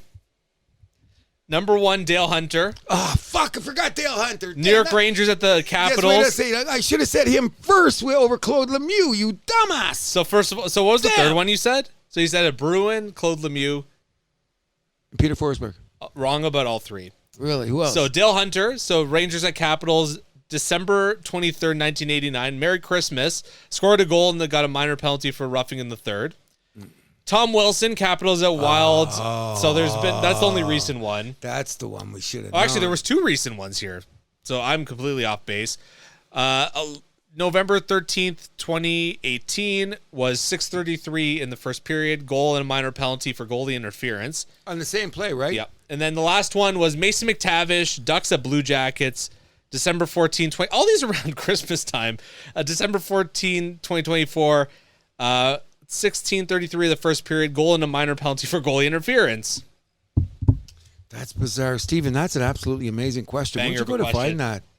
I don't know where he goes for the sport news or something. I don't know. I'm not bitching about it because that's a freaking crazy question. So, Cruz, It's that time of the week again. What is the event you're looking forward to this week the most, sporting-wise? British Open. British Open, no question. Tees off Thursday. I'll be up early. It's just that they play links golf there. Like cows eat off these fields, okay? No, I shouldn't say that. And it's on the coast again with the wind and shit. It's just the most unpredictable tournament because nobody plays this type of golf. And number 2 is it's the weather. So Yeah, Mike, if you give me a text, I'll be coming soon. But in any event, I believe it's the reason that Tiger Woods never won the Grand Slam, because one year he had the tee time. Wait, he's never won a British Open? He did win a British Open, but he was he had 3 in a row, and he had a chance to win the calendar year. The calendar slam. And what happened was, on the second day, he played in the most atrocious conditions ever, and still shot like 3 over. But the other guys got out early and they had better scores and he never recovered. That's the thing about the British Open in the first 2 days. Hope the weather's good, because if you go out at the wrong time, it could cost you the tournament. For me, it's going to be the home run derby tonight that I'm looking forward to the most. Are you going to smoke any weed when you're watching it? I don't know. Mom might be around. Okay. Ma, you guys, don't mind. Guys see if Big Dumper can do anything tonight. I just think it's going to be a good thing to watch in respect. It should be started. It already started. Yeah, I have it on tape. Okay, I should have hit the tape too, but I'll see it somewhere else. In any event, that's good. We went a little longer now. No. In any event, like you said, all the guys in my neighborhood, except for Troy, I know your name. I got to remember everybody else's. Thanks a lot, but give us a like. What do you say? Give us a like. Hit the algorithm so I know. Give us a like. Give us a comment, and please subscribe. Thank you very much. But I like walking my dog, and you guys say, "Hey, you said this on your show." I go, "Cool, cool. It's really cool. I like it." As long as it's not a fuck you for saying that on the show. No, but they often say, like, they're not saying I'm unbiased, but one guy knows I'm a hater. Because you hate good. It's okay. A little backhand compliment? Yeah, in a weird kind of way, because it was coming up about, like, and the first thing I told him, and if anyone can tell me where I can get a knockoff Las Vegas Mariner jersey, can you give me a call, please? Get to the show. I'm sure they'll be around. I'm gonna have one. I'm definitely gonna have one just because I want one. Okay. Anything else? That's just about it. Looking forward to seeing Superman tonight. Cruz, I'm wishing you the best week. Thank you. You too. See you on, I guess, Saturday next week. Yes, it will be. And we did have a happy Monday. Happy Monday to you all, and thank you for listening. Hi, I'm Andrew Malani. Hi, my name is Cruz. What do? We keep the vibe alive. Do you have a question? We'll answer it on the air. Send it to thehousethathappens@gmail.com. You can find us on Podbean, Spotify, YouTube, Amazon Music, iHeart Radio, Player FM, Podchaser, Boomplay, and SoundCloud. You can follow us on Facebook, Instagram, and TikTok at The House That Happens, and on X at House Happens.